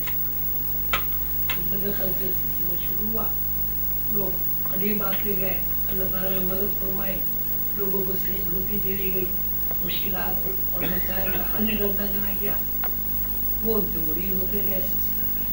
लेकिन बुनियाद हुए हुजूर पाक से मसला अखलाक, जो हुजूर का अखलाक था उसी की उन्होंने नकल की। जो हुजूर पाक सल्लल्लाहु अलैहि वसल्लम मोहब्बत फरमाते थे मखलूक से, वही खालिद गरीब ज़माने की मोहब्बत थी। सिलसिले का बुनियादी मकसद पैगम्बरों की तालीमात को फैलाना और वो तालीमात दे के अल्लाह से मुतारिफ करा दे। हर सिलसिले का ये एक मकसद है। और शिर्क से बात है, मैं आपका किस्सा सुना दूं। एक साधु आए ख्वाजा गरीब नवाज की खिदमत, बड़ा जी वाक़या, और उन्होंने रियाजत मुजाहिदे से अपने अंदर ऐसी सलाहियत पैदा कर ली थी कि वो अंदर आ जाता। वहाँ आकर उन्होंने मुराक़बा किया, तो इसके बाद यहाँ को मुराक़बा किया और मुराक़बे आँखें खोल के उन्होंने ख्वाजा साहब से अर्ज़ किया, साधु साहब ने, सब कमाल है, आप इतनी रोशन, इतनी रोशनियाँ, इतनी क्या कहते हैं नूर, वो ख्वाजा साहब ने तो मुझे इस बात का बड़ा सदमा और अफसोस है कि आपके दिल में एक सिया धब्बा है। तो ख्वाजा साहब, ये धब्बा सिया धब्बा अगर तुम चाहो तो दूर हो सकता, یہ آپ کے سوال کا بھی صحیح جواب ہے، یہ دور ہو سکتا ہے، کسی کو کیسے دور ہو سکتا ہے؟ کہ اپنی مرضی سے تم کلمہ پڑھ لو مسلمان، میرے کہنے سے نہیں، اپنی مرضی سے کہ میرے مسلمان ہونے سے آپ نے کرنے کا ہے، انہوں نے اس کو نرایا دلایا جو بھی تھا کلمہ پڑھا کہ بھائی اب دیکھ بھائی، اب جو دیکھا دبا نہیں تھا، وہ حیران ہوا یہ کیا بات ہوئی؟ کہنے کہ بھائی بات یہ ہوئی کہ یہ جو تم نے دیکھے نا روشن سب، یہ مجھے تم نے دیکھا ہی قانون یہ ہے کہ ہر آدمی باہر نہیں دیکھ رہا، اپنے اندر دیکھ رہا ہے، اور یہ ہے بھی جب آدمی مر جاتا ہے کچھ نہیں دیکھتا تو اندر ہی دیکھ رہا تھا نا، روح اندر ہے نا، آپ اندر ہی کھا رہے ہیں، اندر ہی پہن رہے ہیں، اندر ہی پی رہے ہیں، اندر ہی سو رہے ہیں، روح نکل رہی کچھ بھی نہیں. تو کہا بھائی تو نے اتنی ریاضت مجاہدہ کیا ہے، تو خود روشن ہے، اور دل میں جو دھبا تم نے دیکھا وہ تیرے دل کے اندر تھا دھبا، کیونکہ تم نے اسلام نہیں لایا تھا، تم نے اسلام کو پکڑ لیا، وہ دھبا تیرا دور ہو گیا، ایسے تو چیز ہوتا نہیں آیا. تو کہ قانون بھی بیان کر دیا انہوں نے کہ بھائی تو ہر آدمی اپنے اندر دیکھ رہا. ایک سوال اور لے لیں میں آپ کا اپنی ارادی قوت پہ، اس سے پہلے غیر میں اپنے ابو کے ساتھ آپ کا لیکچر سن چکا ہوں جو کہ اب خیر کا حصہ بن گیا ہے. میں دوبارہ اسی موضوع پر واپس آنا چاہ رہا ہوں کہ پیدائش سے پہلے جو کچھ بھی تھا وہ غیب تھا، ہماری روح موجود تھی، اور موت کے بعد بھی جو ہوگا وہ غیب ہو جائے گا. جو ہماری روح، اس روح کی حیثیت جداگانہ ہے یا انفرادی ہے؟ نمبر پہلا سوال یہ ہے. دوسرا سوال یہ ہے کہ وہ روح کیا با اختیار تھی کہ اسی جسم میں آئے، یا با اختیار تھی کہ اس جسم کو چھوڑ دے؟ اور تیسرا سوال بھی تقی میر کے شعر کی ریلیشن چاہوں گا میں کہ جب کچھ نہ تھا تو خدا تھا، جب کچھ نہ ہوتا تو خدا ہوتا، تو گویا مشکل سے میرے ہوتا میں تو کیا ہوتا. میں کہ روح انفرادی ہوتی، اجتماعی ہوتی، روح انفرادی بھی ہوتی، اجتماعی بھی ہوتی. ایک بات دوسرا نے کیا کیا سوال؟ ہاں روح کو اختیار، کسی کو یہاں کچھ اختیار نہیں تھا. ہوا الاول ہوا الاخر ہوا الظاہر ہوا الباطن. اگر کوئی اختیار کسی کو ہے تو اللہ کا دیا ہوا اختیار ہے، کبھی اس کا نہیں ہوا. مثلا ایک آدمی نائب صدر ہے، وہ صدر صاحب چلے گئے کسی ملک میں، سارا تو اسی نے کرنا ہے نا، اس کا کوئی اختیار نہیں، صدر آئے گا پھر اختیار ختم. تو اختیار یہاں کسی کو بھی کچھ نہیں ہے. مثلا دیکھیے نا، اب میں کہتا ہوں اپنی مرضی سے، میں امریکہ میں ایک بہت بڑا پروگرام تھا تو وہاں خاتون نے سوال کیا کہ بریدنگ کے اوپر بات کہ جی ہم سانس اپنی مرضی سے لیتے ہیں. میں نے کہا دیدی کھڑی ہو جاؤ اور سانس روک کے دکھاؤ کہ یہ تو نہیں ہو سکتا. میں سانس اپنی مرضی سے لے رہے ہیں. اگر سانس لینے میں آپ کی مرضی شامل ہے تو سانس روکنے میں تو مرضی شامل ہونی چاہیے. آپ دکھائیں 30 منٹ روک کے دکھا دیں، 30 سیکنڈ، کچھ بھی اختیار نہیں ہے. آپ کہہ دیجیے ہم اپنے اختیار سے سوتے ہیں، اپنے اختیار سے اٹھتے ہیں، بالکل صحیح ہے. آپ ایک مہینہ نہ سو کے دکھائیں، بیٹھے بیٹھے سو جائیں گے. وہ بڑے کہتے ہیں سولی پہ بھی نیند آ جاتا. آپ کہہ دیجیے میں تو کھانا اپنے اختیار سے کھاتا ہوں، آپ ایک ہفتے کھانا نہ کھاتے، کوئی چیز آپ کو تو یہ بھی پتا نہیں، ہمیں یہ تو یہ پتا نہیں ہم دیکھ کیسے رہیں گے. ابھی ڈاکٹر لوگ کہتے ہیں اینٹینا ہے اور پیچھے وہ عکس پڑتا ہے اور دماغ کو یوز ہوتا ہے. یہ سب کیسے ہو رہا ہے، کہاں سے ہو رہا ہے، کون کر رہا ہے؟ آپ کا کیا اختیار ہے دیکھنے؟ ہم جو دیکھ رہے ہیں، جو بھی کچھ ہو رہا ہے اندر عکس پڑ رہا ہے، ہم دیکھ رہے ہیں، لیکن یہ کون کر رہا ہے؟ انداز بھی کیوں نہیں دیکھتا؟ یہ اللہ کا دیا ہوا اختیار ہے. ہمیں دیکھنے کا اللہ نے اختیار دیا، ہم دیکھ رہے ہیں. ہمیں سننے کا اختیار دیا. ویو لینتھ ہماری اونچی نیچی ہو جائے، دیکھیے سارا کاٹا سارا سسٹم میں خراب ہو جائے گا. اس کوئی اختیار بالکل نہیں ہے. بات اتنی سی ہے کہ اللہ نے تھوڑا سا اختیار دیا ہوا ہے، وہ اللہ کے دیا ہوا ہم اختیار استعمال کرتے ہیں، کہتے ہیں کہ ہمارا اختیار ہے۔ ایک سوال کیا تھا خود ہی فرما رہے ہیں کہ اس کی ٹھیک سے وضاحت نہیں کرنا، پوچھا یہ چاہتے تھے کہ فی زمانہ اگر ایک شخص رائے سلوک پہ چلنا چاہتا ہے تو بدنصیبی سے اس کے دعوے دار اس قدر پیدا ہو گئے ہیں کہ یعنی گویا ڈھونڈیے تو امرود مل جائے گا، سب کچھ مل جائے گا، لیکن ایک اگر ایک انھی اچھا دیے تو 100 باباؤں کے یا شیوخ کے سر پہ جا گرتی ہے۔ اب اگر ایک واقعی کوئی شخص متلاشی ہے اس کا تو پوچھا یہ چاہتے تھے کہ اگر وہ کسی شیخ کو کی طرح رجوع کرنا چاہیں تو اس کے لیے کیا صورت اختیار کریں کہ ان کا ہاتھ جو ہے وہ کسی صحیح ہاتھ تک پہنچے؟ جی یہ سوال کہ جی میں کیا کروں، اب میری سمجھ میں آئی ہو بات اصل ہوتی ہے۔ میں نے ان سے پوچھا تھا کہ بھائی یہ کیسے پتہ چلے گی؟ اب یہاں تو ساری اب اگر ہم گاڑی کے اوپر چلتے ہیں تو ماشاء اللہ گاڑی بھی ٹھیک ٹھاک ہے، جبے قبے پہ چلتے ہیں تو جیسے آدمی نے فرمایا پتہ نہیں چلتا ہے کریں۔ میں نے ان سے سوال کیا تھا، انہوں نے کہا دیکھو بھائی ایک تو یہ کہ تمہاری نیت میں خلوص ہونا چاہیے، میں اسی لیے کسی کو نہیں دیکھنے کے لیے کہ ڈاکٹر کا امتحان لو، یہ جانچ پڑتال کرو، خلوص ہونا چاہیے کہ اللہ کے لیے ہم جا رہے ہیں اور اللہ کے لیے ہمیں ایک بندہ ڈھونڈنا ہے، اور اس کی خدمت میں تم 15 منٹ بیٹھو، 15 منٹ بیٹھو، اگر 12 منٹ تک تمہارا ذہن وسوسوں، شکوک و شبہات اور دنیاوی غلاظتوں کی طرف نہ جائے تو وہ بندہ کام کا ہے، اسے پکڑ۔ دوسری بات انہوں نے فرمائی کبھی کسی کے بارے میں پہلی ملاقات میں رائے قائم نہیں کرنا۔ اس لیے آپ گئے بڑا خوش ہے، وہ آپ کو چائے بھی پلا دے گا اور گلے بھی ملے گا اور یہ تو بڑا اچھا آدمی، اور آپ گئے وہ بیوی سے لڑا ہوا ہے، وہ آپ سے بھی لڑ پڑے گا، یہ تو بڑا بدتمیز آدمی۔ تو مطلب یہ کہ پہلی ملاقات میں رہتا ہے 2 4 5 نشستیں کرو اس کے ساتھ، اور بات پھر خلوص ہو، امتحان نہ ہو، خلوص ہو۔ 15 منٹ میں اگر 12 منٹ تک آپ کہتے ہیں وسوسوں کی طرف نہ جائے، اللہ کی طرف جائے تو وہ بندہ کام کا ہے۔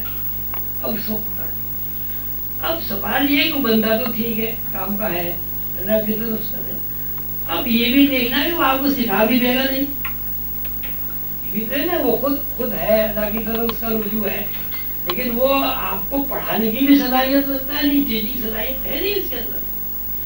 اب اس کے لیے یہ کہ آپ اس سے شرمائیں نہیں، ادب کو بالائے طاقت رکھیں۔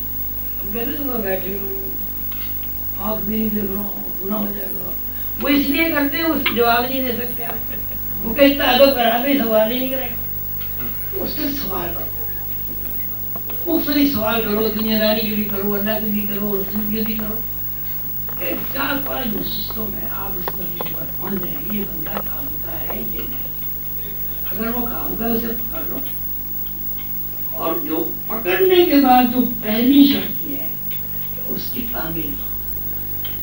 اگر تعمیل نہیں کرو گے، مثلاً آپ ڈاکٹر ہیں، وہ آپ جاتے ہیں، اس کے بعد وہ کہتا ہے بھیا کھڑے ہو جاؤ، جی میں کیوں کھڑا ہو جاؤں، وہ کچھ نہیں۔ اس لیے کہ جب آپ ABCD یعنی دیتے پڑھتے ہیں اس وقت کوشچن نہیں ہوتا، آپ کو سوال نہیں ہوتا۔ اگر ایک بچہ یہ کہے جی میں A کیوں کہوں، میں تو A B کو کہوں گا، B A کو کہوں گا، بچہ اسی لیے پڑھ لیتا ہے جب استاد کہتے ہیں A تو A کہتا ہے، استاد کہتا ہے B وہ B کہتا ہے۔ مجھے اپنے بچپن کے بار بار میرے دماغ میں آتا تھا، میں نے اپنی اماں سے پوچھا آپ ہوتا ہے، میں دیکھتا ہوں میرے ابا لاٹھی لیے کھڑے، کیوں لاٹھی لیے کھڑے ہیں، کیوں مجھے مارتے تھے، کیا کرتے تھے؟ بڑی حد سے کہا تجھے یاد نہیں، बस इतने याद है। और लाठी दादी अम्मा की, दादी अम्मा लाठी ओहो कहीं याद नहीं आया। तो कह रही जब तुझे फायदा उन्होंने शुरू कराया तो कहा अलिफ बे जी, अलिफ बे जी, अलिफ बे जी। तो तुमने कहा अब्बा अलिफ बे नहीं नहीं अलिफ अलिफ नहीं अलिफ बे जिद आ गई, मैं तो बे को अलिफ कहूँगा।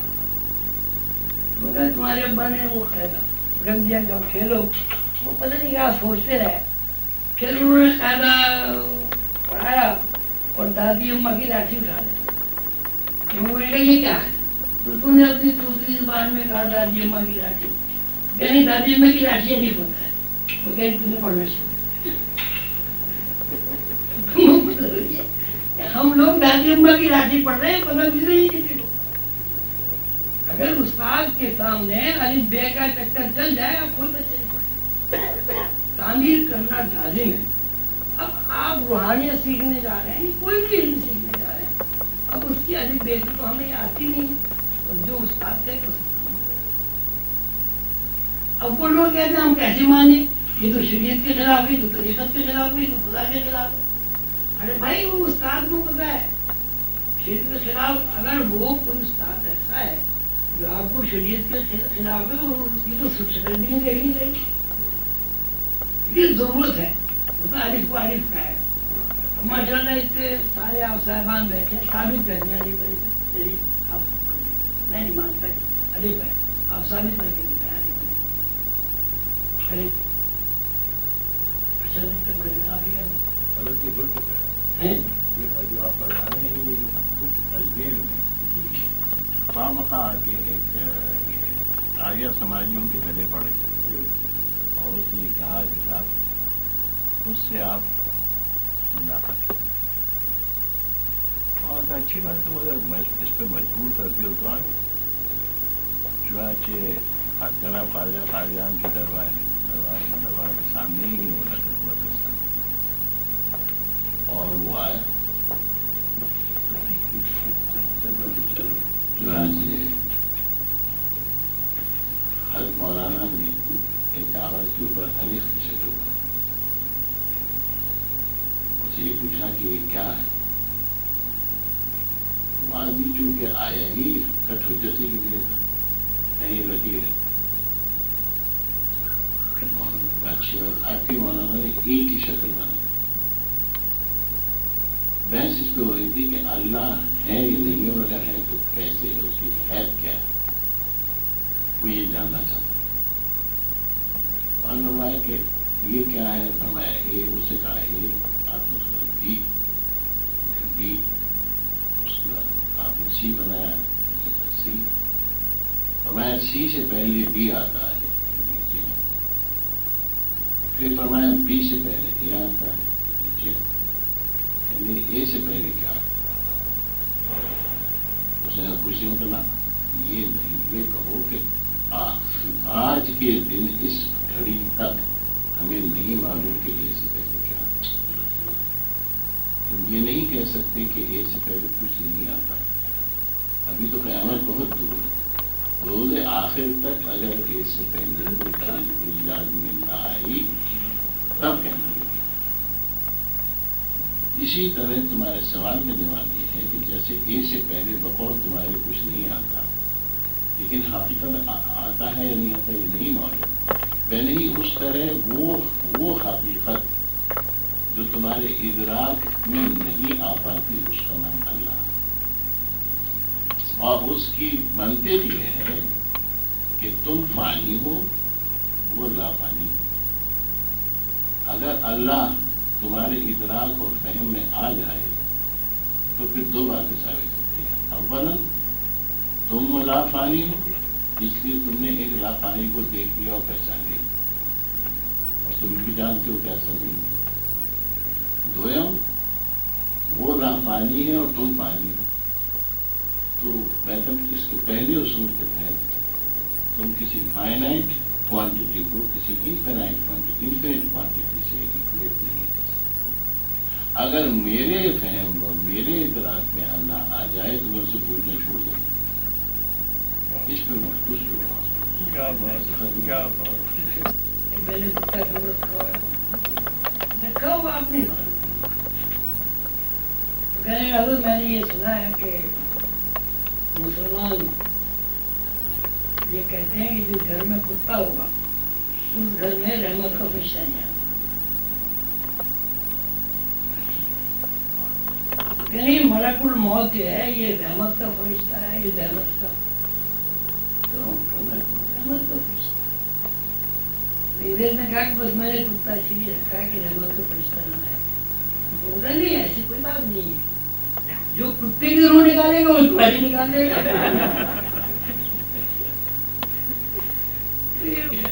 सेशन सवाल जवाब का इंतजाम करते हैं। इस प्रोग्राम को खत्म करने से पहले मैं जनाब गुलाम नबी काकी कोशिश आपको से गुजारिश करूँगा कि वो डाइस पर आकर इंतजामिया कलमात की डाइस पर कलमात। मैं जनाब का शुक्रगुजार हूँ कि उन्होंने हमें ये मौका दिया कि आज इस नशिस्त में हम तसव्वुफ के एक कुछ पार्ट पे कुछ रोशनी डालें। और मुझे यकीन है कि आज का सेशन आप सब लोगों के लिए काफ़ी इंफॉर्मेटिव होगा।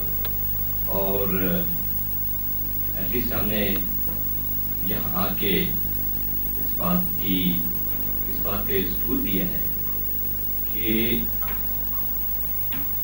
रूहानियत और तसव्वुफ के सिलसिले में एटलीस्ट कुछ न कुछ हम में रोशनी मौजूद है। और हम ये जानना चाहते हैं कि आखिर ये चीज़ क्या है और उसको कैसे हासिल किया जाए। एक सवाल ये उठा था कि इस सिलसिले में हमें क्या करना चाहिए, हम किसके पास जाएं और किससे पूछें, या हमें क्या अमली इक़दाम करने चाहिए। तो उसमें काफ़ी फौज साहब ने तो काफ़ी रोशनी डाली उस पर कि आप मुराक़बे से शुरू करें और दुरूद शरीफ पढ़ें या करीम पढ़ें। फौज साहब की काफ़ी तसानीफ मौजूद हैं और वो काफ़ी एक्सप्लेनेटरी हैं। मैं आप लोग से ये गुजारिश करूँगा कि वो भी ज़रूर पढ़ें और उसमें जो कुछ उन्होंने बयान किया है वो भी काफ़ी हद तक आप लोगों को रहनुमाई फरमाएगा। मैं आप सब लोगों का और डॉक्टर प्रोफेसर इसहाक साहब का और मौलाना नसीम साहब का ये शुक्रगुजार हूँ कि आप यहाँ तशरीफ लाए। और सबसे ज़्यादा मैं वजह साहब का शुक्रगुजार हूँ कि उन्होंने हमें टाइम दिया और ये हम लोगों ने बर्पा की। और मुझे यकीन है कि अल्लाह ताला हमें इस अच्छे मकसद के लिए और रहनुमाई अता फरमाएगा। और उसके साथ ही मैं आपका शुक्रिया अदा करता हूँ कि आपने बहुत शुक्रिया कि तशरीफ लाए और एक ऐसे मौजू पर गुफ्तगू की भाइयों की तरह, दोस्तों की तरह, जो मौजू मुतनाज़िर बना दिया गया है नहीं, मुतनाज़िर इसको बना दिया गया मौजू तसव्वुफ का ऐसा है नहीं। सीधी सी बात है कि हर बेटा ये जानता है मेरा बाप है, और अगर वो नहीं जानता ही मेरा बाप है तो उसके अंदर कमी है, मुनाफरमा बिना सही है। तो हमारा असल बाप, असल मालिक, असल खालिक कादिर मुतलक अल्लाह है। हम उसकी मखलूक हैं, अल्लाह का कुर्बा है। ये हमारी जिम्मेदारी है कि हम अल्लाह को पहचानने के वक्त निकालें। इसलिए कि ये जो दुनिया है ये ज़्यादा 80 साल 90 साल की दुनिया है, लेकिन जन्नत और दोज़ख की जब जिंदगी का तस्करा आता है तो जन्नत की जिंदगी तो ठीक है, लेकिन अगर खुदा न खास्ता हमें जन्नत नहीं मिली तो वो इतना बड़ा अज़ाब है और इतनी तवील जिंदगी पता नहीं कब तक की होगी। तो उससे बचने के लिए, उससे महफूज रहने के लिए یہ ضروری ہے کہ ہم یہاں کی آسائش و آرام وہاں کی آسائش و آرام کی تلاش کریں. اور یہ بات تو یقینی گانا تو یہاں سے ہے. اور دوسری بات بہت زیادہ سمجھنے کی ہے. آپ یہاں کچھ بھی کر لیں, مکان بنا لیں, گھر بنا لیں, جائیداد بنا لیں, بینک بیلنس ہو لیں, آپ کے ساتھ کچھ جائے گا نہیں. خسر دنیا بالآخرہ جو کچھ آپ یہاں اپنے لیے کر دیں گے وہی آپ کا کیا کہتے ہیں, آپ کا حصہ ہے, وہی آپ کی دولت ہے, وہی آپ کا